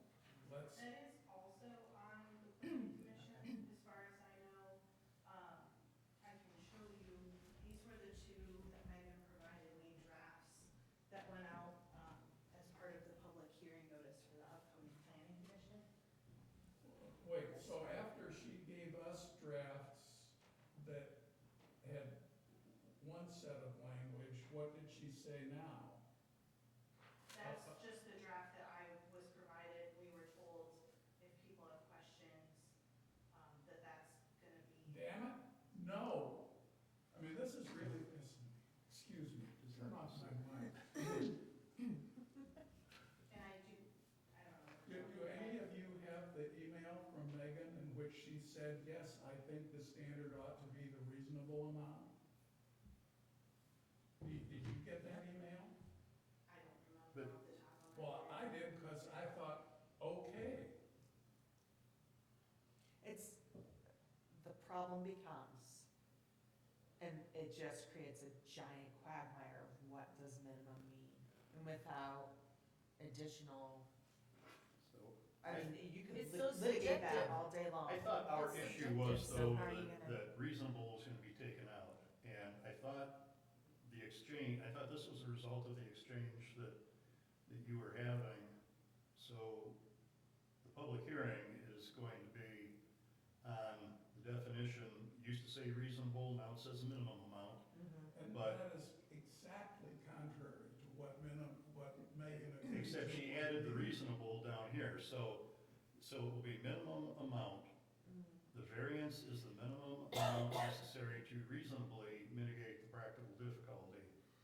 So, I will also add that I know the request, was made to Bodman about their determination on this. They had promised us, a briefing or a communication regarding their opinion, after the first of the year. We didn't receive it. Megan has followed up with them. We still have not received it. And she followed up today even to say that, they had promised that we would have something from them for tonight's meeting. Is that the law firm? Yeah. Yeah, because it really all turns on whether the law firm will support, when it goes before the board, the township board, that what we want is consistent with the law. So Yeah. until we get a sign off from them that what we want is Right. legal, we're just spinning our wheels and the whole process is frozen in place, right? I mean, isn't that how the process works? They're gonna have to sign off on any ordinance change. So Ashley, is this actually on the agenda for the next planning commission meeting, even though we never received the township, the attorney's opinion on the matter? I believe so. yeah, my understanding is that Okay. both of these are Thank on you. the agenda. What I don't know is this text printed in whatever notice is gonna appear in newspaper, or it's just listed as public hearing 1 and public hearing 2 for the general topics? I didn't make the public hearing notices, so I don't know exactly how it was worded. Yeah, All I know is that Megan had provided to me and to Michelle at the front desk in case there were inquiries from the public Oh. about, if they had seen the public hearing notice, if they wanted a copy of the drafts. So that was what we were provided. The public notice for a change in the zoning ordinance does not require publication of the text of the proposed change? I'm not sure. Yeah, I I'm don't not know, sure and at what length. and I did not look at last week's paper, if it was in there, or if it's gonna be in this week, I don't know. But, yeah, I don't know the answer to that, Peter. It may be that you just have to listen to the topic. Can I read into the record the email to me and the rest of us from Megan? Thank you, Mr. Smith, for the analysis. Based on what you presented, I agree with your recommendation that reasonable may be the more important aspect. I'm sure the township attorneys will have further insight. Well, that's great, but we're still talking minimum here. You want the word minimum out, I right? want the word minimum out. Provided, Yes. provided we can legally do it. And- Right. And I, well, I hate to be sputtering here, but Megan sent us that letter that said there are cases and there's information from Michigan State Right, that says it's to be minimum. right. And I went through the cases and went through the stuff from the state, and the word minimum doesn't appear. Doesn't appear. Except in one of the cases, there was FAA language about how the minimum height of windmills needs to be, no Right. more than X around airports. And so that can't be the basis for saying this has to be minimum. When is the next planning commission meeting? Because it's not posted on the And I website. think But, we're gonna have the same problem with the it's courtroom. not listed. It should be 2 weeks from tonight, I think. But, 2004 is the top, 2003 is below. well, I assume that means that they have not loaded the agenda into it. Okay. If you look at the annual calendar, the next one is listed on that, January 23rd, 6 PM. 6 PM. So, and that's what you initially. That section I is. believe so. Okay, thank you. Planning commission. It just makes no sense to me if we haven't even had the attorney weigh in on this, and I do want this on the record. It makes no sense to me if the attorney hasn't weighed in on this and explained the position that this is going before the planning commission for an ordinance change, when it's clearly an issue of law, case law. Yeah, I don't disagree. If that has not been resolved, then I don't know why we're dealing with just some wording that somebody came up with.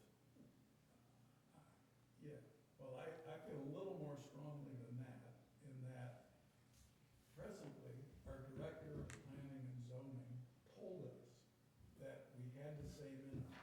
She's supposed to be our expert, who advises us on what we're to do. I know she's not an attorney, but she's being paid to provide that kind of guidance.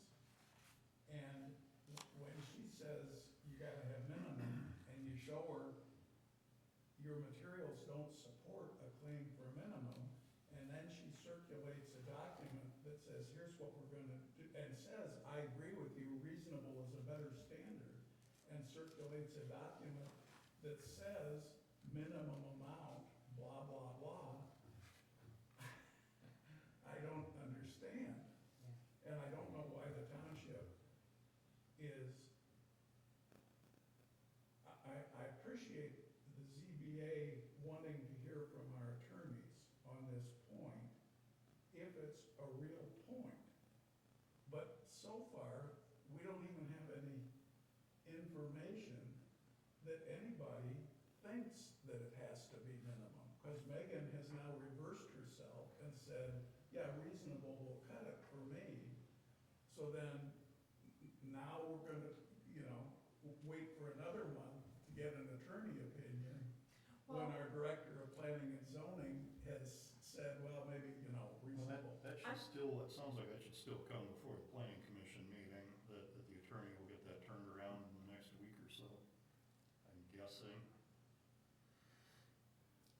I guess given the conflicting information that has come both to the planning commission and the ZBA on these points,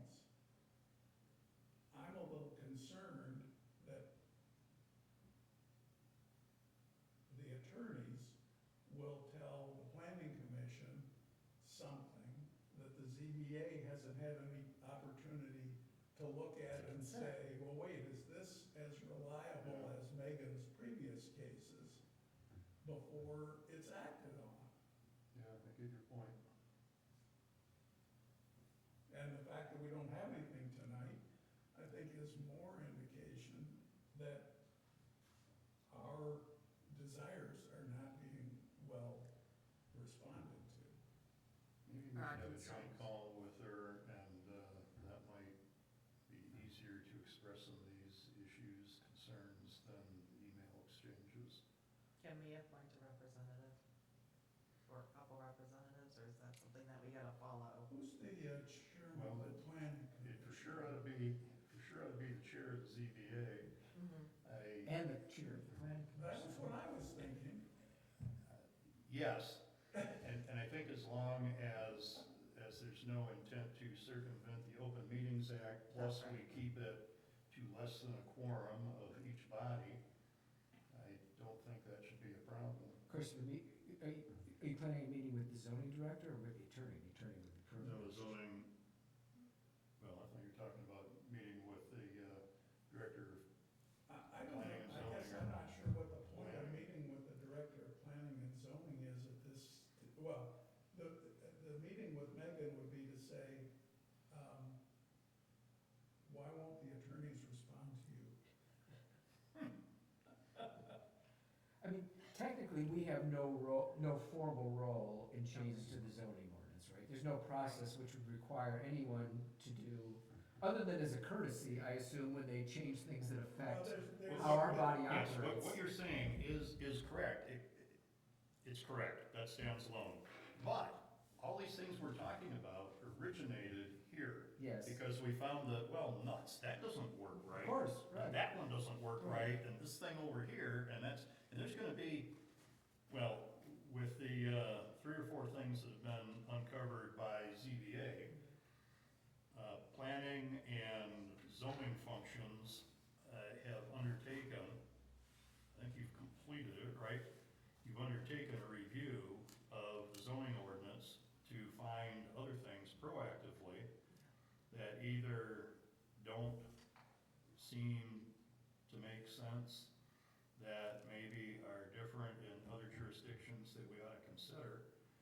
And the township supervisor has informed the planning commission that it's gonna be a busy year because all these things need to be addressed and fixed. There's a list, it's being prioritized.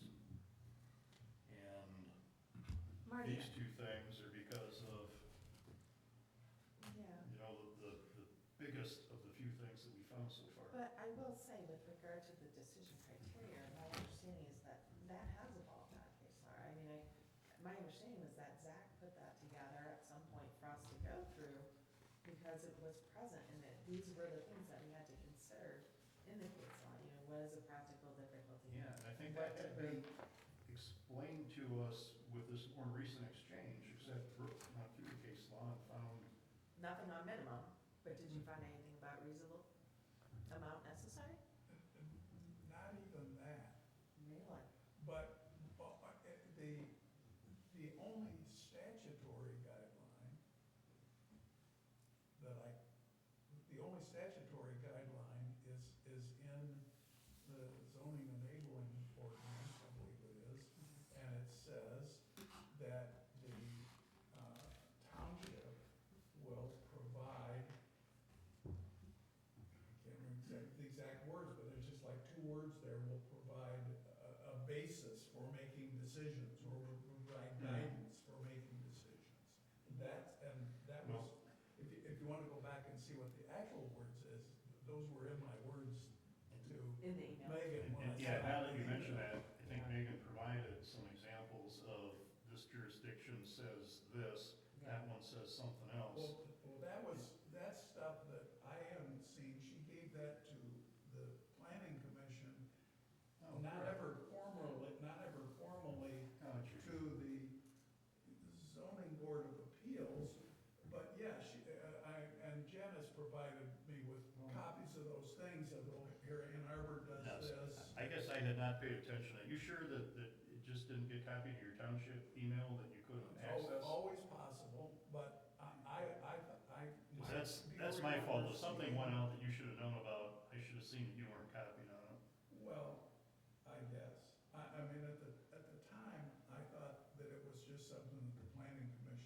was going to be handling.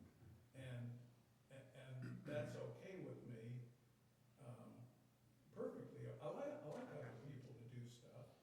I just don't know why we have to say minimum. And if Well, somebody can show me why, then my we interest should in- do it. That change in particular and some of these others is that the ZBA found it, the ZBA had a concern about A it. year ago, And right? the solution should really, if not come from the ZBA, at least there should be concurrence before planning commission or township board takes that up. I mean, why should we go through that process to bring it back here and find out that, oh crap, we've got reasonable minimum instead of minimum reasonable, and that doesn't work Yeah. any better, so we haven't accomplished anything, we've just wasted a lot of time. Should we take it, if this is the proposal, should we say this is not satisfactory? Should we take a formal action, say this is not, and Like first of make a all, motion? can we, if it hasn't been advertised? I don't know your open meeting law I here. don't know the rule about that either, frankly. But I think I guess since it has no legal effect, we can state our opinion as we want. But clearly, what the language is that Brooks holding and is before the planning commission is not satisfactory to us. It doesn't deal with our problem, Right. correct? I I think think we it's should okay to express our displeasure. I think we should say that language is not satisfactory to us. We want the word minimum out, Yeah. unless there's some legal reason why it can't be, and we'd like to understand what that legal reason is. And yes, that's a great point, and that kind of gets us back in that do In loop the where, loop. that's the question that Brooke asked. So I guess we're gonna have to show up to the planning commission meeting. That actually would be helpful if, Yeah. you know, if you've got the time to do that. So we don't, I just hate to encroach on other people's meetings, but yes. but all of that stuff is to serve the ZBA, and I might interpret it differently, and then we've got other people who don't deal with the ZBA. We could end up with a poor solution that could have been better if, you know, if you guys are able to come. Well, then the question is, will it be a formally noticed combined meeting? Because otherwise, are we having Oh, a meeting of the Oh, ZBA? that's right. Well, you can all attend, you can speak as members of the public. You're not taking a vote on anything. Okay, As opposed to, now, a better solution would have been a few months ago, we just have a joint meeting that is properly noticed, both bodies, and we hash through all this stuff. And that probably would have been faster than doing it essentially sequentially, and then get everybody on planning commission. Can that be done in February, a joint meeting? If there's nothing on the ZBA's I calendar don't know. for the February meeting, can we notice it as a joint meeting of planning commission members and ZBA members to say, as out this one problem? Well, we perhaps could, except it's already on the agenda for the planning commission meeting 2 weeks from now. So somebody can show up and request No, that it's it's not. table? Is that 2 weeks from now? 23rd? Yes. The 23rd. Okay. So I guess maybe somebody should show up and request that be tabled until we can sit down and have the discussion with the attorney and. You could, Do we have- and do we maybe have the attorney will have responded by then and cleared all of this up. Right, and it also might be, you know, prudent to reach out to Megan, perhaps just for clarification. You know, I hate to, because this isn't what I do, I wanna make sure, I know I was provided that, but perhaps something's changed in the interim, so I don't know if that's the yeah, specifics of you're that. not exactly excited about having the guillotine fall on her directly, Right, especially if, if you know, it's not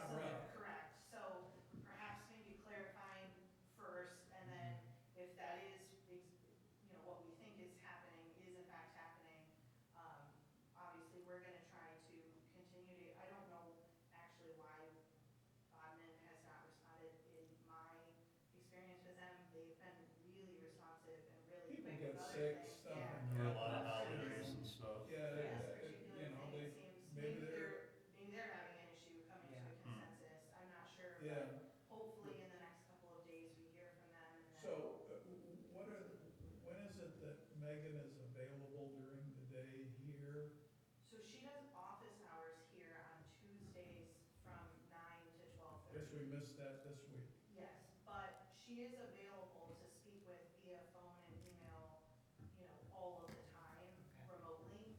She's just, and, perhaps she'd even be amenable to coming into a scheduled meeting outside of I don't know that Tuesdays. we need to drag her in here, we can do a phone conference Yeah. with her. But she is definitely available throughout the week. I talk to her all the time about things. She's just only physically here on Tuesday mornings. Okay, So can I just summarize some of the issues that we've raised in the past couple, just to make sure that we're all on the same page? My understanding is one of them is the minimum versus reasonable amount not necessary. Another one is the shed issue, which I believe has not been addressed. we've got nothing going on the shed issue. This Yeah, well, other, that one, it's not in the next, on the next meeting, it may be on the one after that. That was determined to be a little bit lesser priority.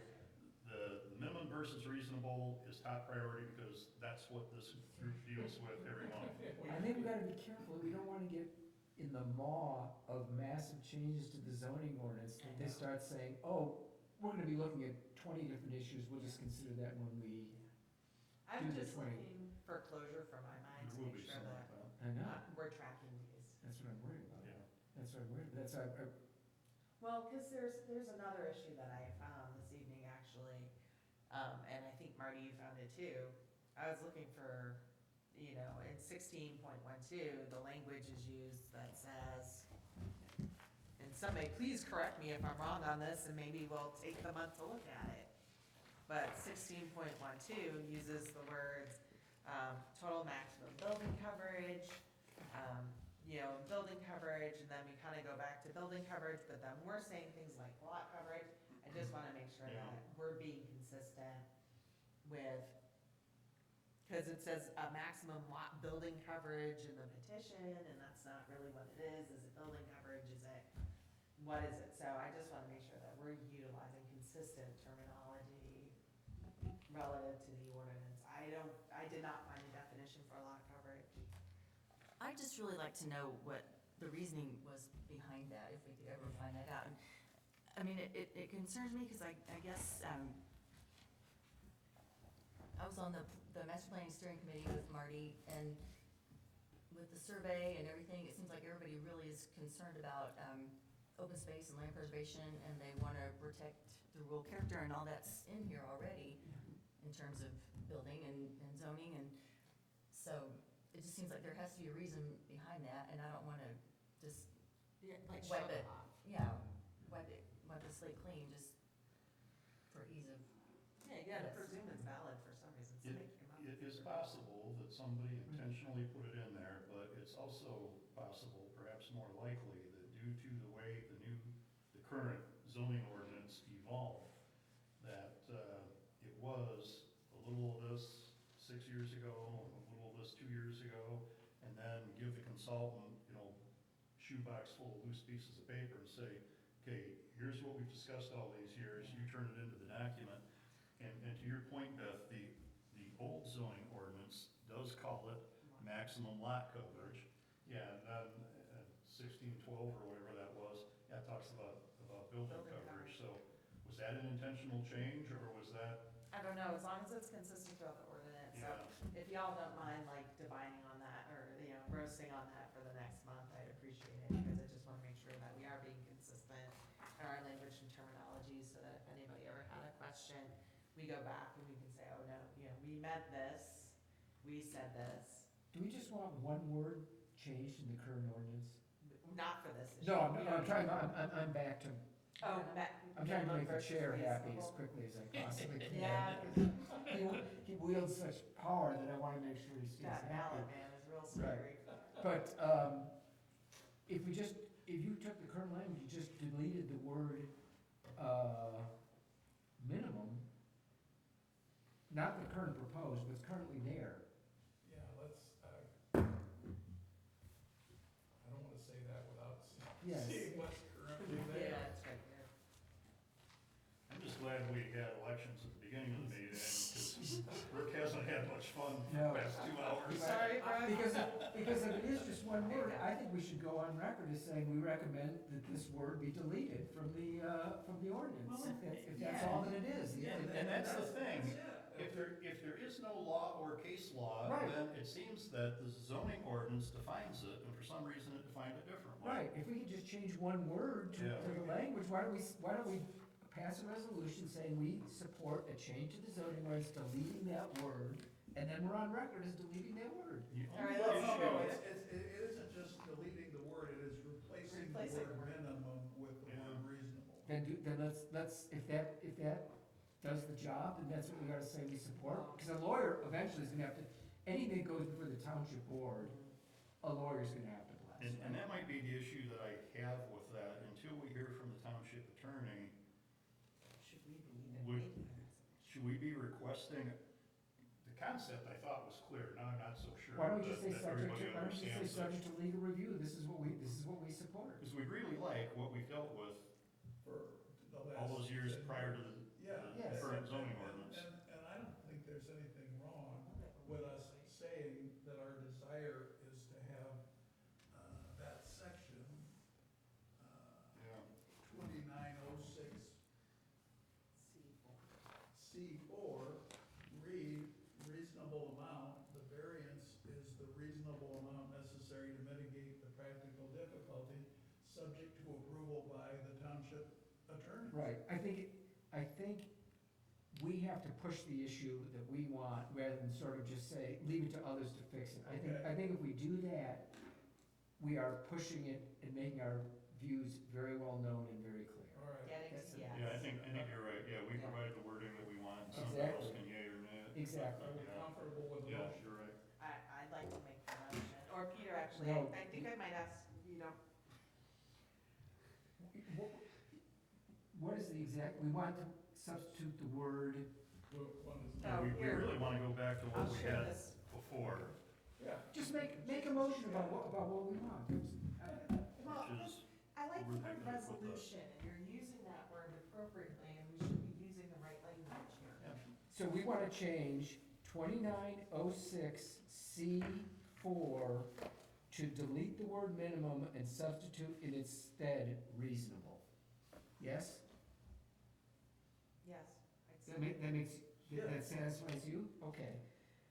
Then I move that the BZA support a change to ordinance 29.06 C4 to delete the word minimum, substitute the word reasonable, subject to review by subject to review by the township attorney. I'd second that motion. All right, any discussion? No further discussion, all those in favor? Aye. No opposition? Okay, Now, how do we now that we passed that, how do we communicate that that's what we've done to the planning commission? let's tell Well, your Marty. chair of the planning commission is sitting right there. I would say, let's tell Marty. Let's tell Marty to do it, that's, And Mark, Wow. I can provide you with the motion. if you could, then we want to avoid, because it's a natural thing, if I throw that out there, somebody say, hey, yeah, but what about, we want to avoid anything that becomes like a round robin by email. Discussion, yeah. But Yes. the planning commission, I think, would do well to have that in advance. So, Yeah. yeah, Janice has a great idea. You send that to me, I'll send it to the planning commission and, whomever else. And, there's no reason I can't copy everybody here too. And this is the ZBA's request for the planning commission to make that change.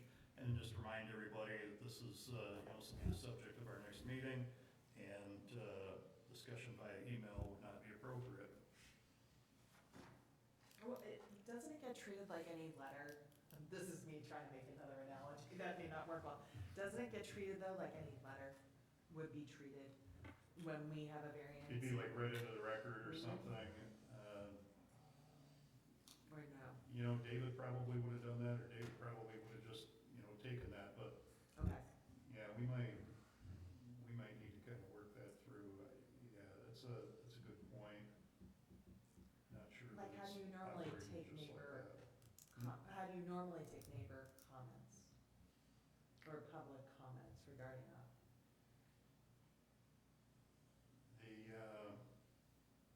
The Corman Farms would have been the most recent one, and there were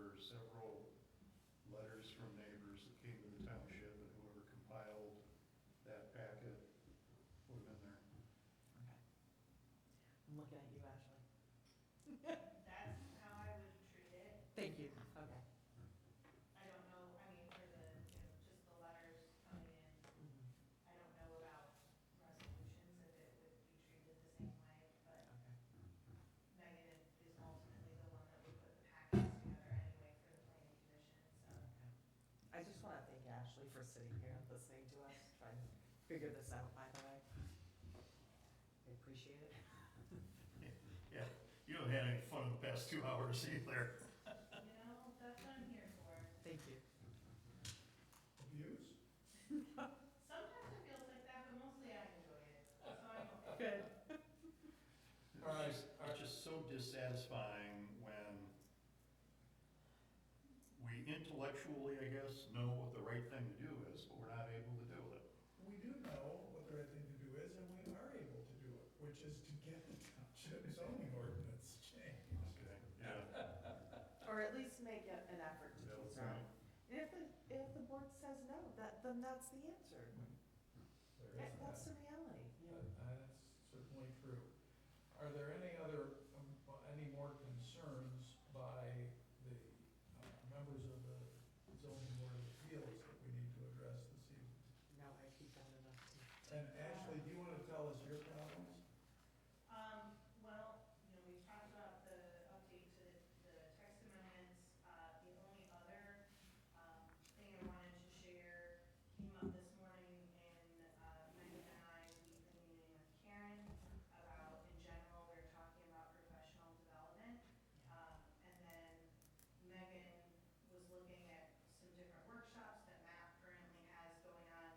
And there's actually two. There's one, which I'm sure many or all of you have taken, just the general zoning board of appeals training. I haven't yet, so Okay, so that could be helpful, but there is actually an advanced ZBA beyond the fundamentals course, and apparently we review, current court cases and statutes. That'd be great. So that might be something for Yeah. people that have taken the Already first did one. that. Yeah. Or, yeah, if you've already done it, I don't know how long ago. No, what I'm saying is, I already looked at Oh, those yeah. cases that she sent me. Yep, but this is through Yeah, that for I other understand. things too, and Karen is taking a position that, she supports professional development for all of the different boards and commissions, so I can send that information to all of you. Send it to take a all of look at. us, thank Yeah, you. please.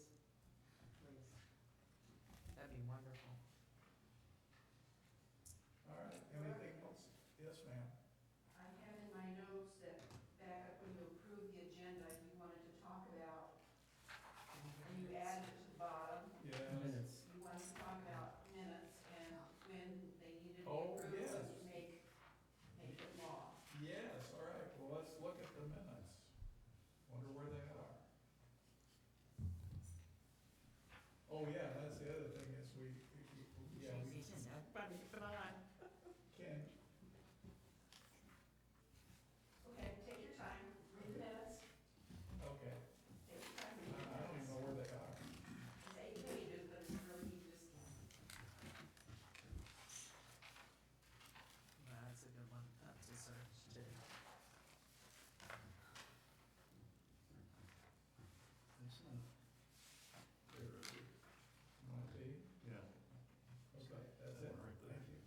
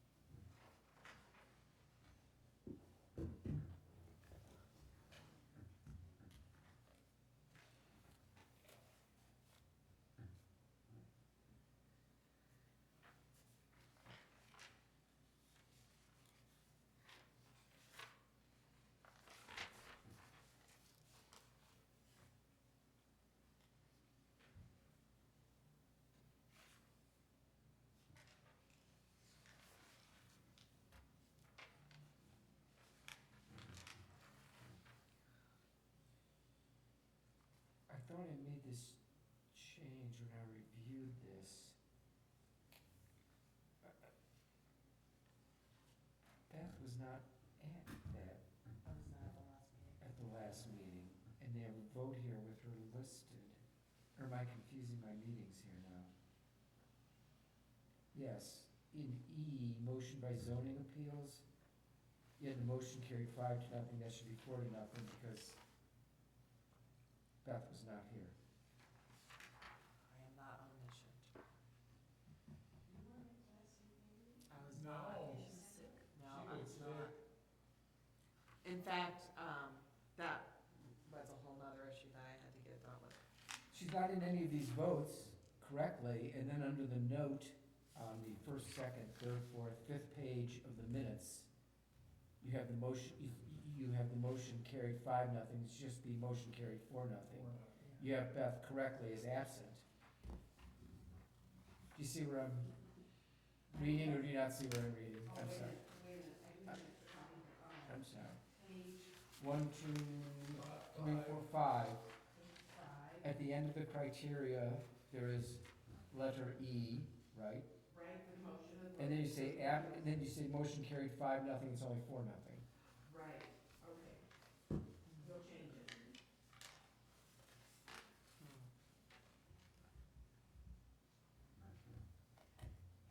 And then, in the minutes, under 7 action items, so we've got Cornman Farms, and then there's the numbering underneath that then gets confusing to me. We've got Several. 2 As, a B, a C, 2 Ds, Well, and does not seem to follow the Yeah. agenda. it does. The first A is called variances, and it's a small a with a bracket behind it. That is the variance that is being requested. Oh, And then you go in bold to the next A, which follows the agenda. All right. Then how do we have 2 bold Ds? Oh, good question. you were going along pretty good there. Yeah, I was starting to believe it. Okay, that needs to be changed to an E, zoning board of appeals, deliberations and standards of review needs to be changed to an E. Okay. I'll do that. Thank you, Marty. You betcha.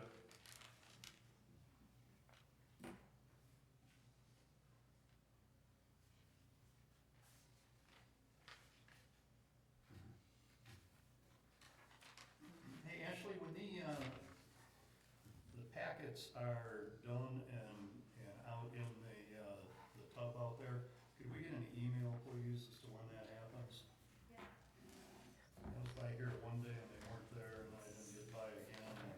Actually, I'm gonna read it on the I big requested screen, that she so- do that, but I didn't do reply all, I should have had reply all, because I asked her that she did that, and she didn't do Okay. that, so. Thank you. She didn't think to do it to everyone. Is Just that annoying Peter Mayer. Are there any other suggested changes to the minutes? Ready for a motion to approve as amended? I move approval as amended. Sport. Support here. All those in favor? Aye. Aye. Opposed? I abstain, because I wasn't here. You're gonna have to hear Marty's lecture now. Never mind, yeah, Peter doesn't wanna listen to 5 more minutes of that. Next time you abstain, Okay, You'll During a tell you shorter why. meeting, we Yeah, cover yeah, that. Beth abstained for voting on your minutes? Because I wasn't here. Darn. you're all crying to say I was just about to inhale when you stopped me. What? He'll tell you at the end of the Oh, meeting, okay. explain to you why you shouldn't abstain. Oh, I ignore it, It's but not he'll tell you necessary why. to abstain. Right. Okay, and so the final thing that I still wanna see if we can figure out is what is, when do our decisions become effective? Because I thought there was language in the zoning ordinance that said they became effective when we adopted a resolution.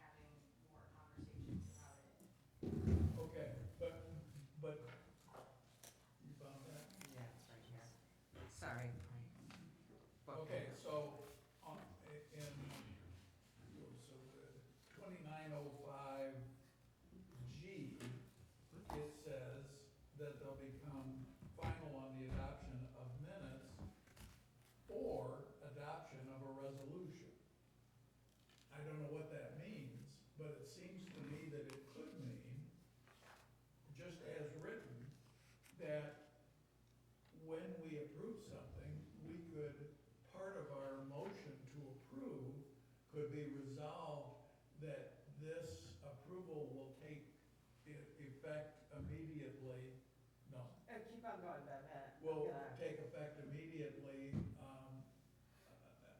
after the vote on the resolution.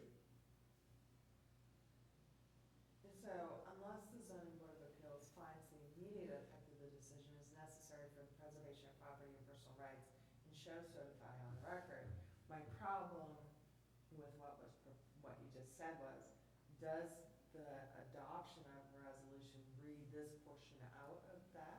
I don't know, I think once again, it's certainly muddy, and and maybe the way to fix it is to have the planning commission fix it in the ordinary course of business, which will mean a couple of years from now.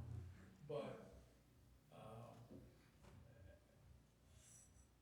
I think it's a potential problem for us on a regular basis, especially since we don't meet every month, and so. I know that it's, staff's opinion and the supervisor's opinion to get it changed so that it is more in line with surrounding communities and it just becomes, effective at. On approval. At the meeting. approval. Yeah. Yeah. That is standard. Well, as long as we could get that clarified sometime sooner rather than later, then that's fine with me. That's what I believe is what we're moving towards, because it does, provide a burden on the applicants Yeah. to wait another cycle whenever another meeting's going to be called. Yeah. And so just to make it clear in the ordinance, I believe that's what the change is going to be. Okay, As far as I know, David was issuing those like the next day. that's what I thought too, so I'm confused to know that. The problem with the minutes is, I don't think the minutes can become official, and nothing in them will be official until the body approves them. But maybe we need to separate those two things. If staff understands what ZBA approved, what prevents them from issuing that permit the next day? If I remember correctly, we only have one situation where there was an issue of what was being understood, and it was only because the applicant changed what they did. Huh. But, any other things to be discussed this evening, or are we down to the end of our agenda? Nothing else to be discussed? We're adjourned for Thank you. this evening.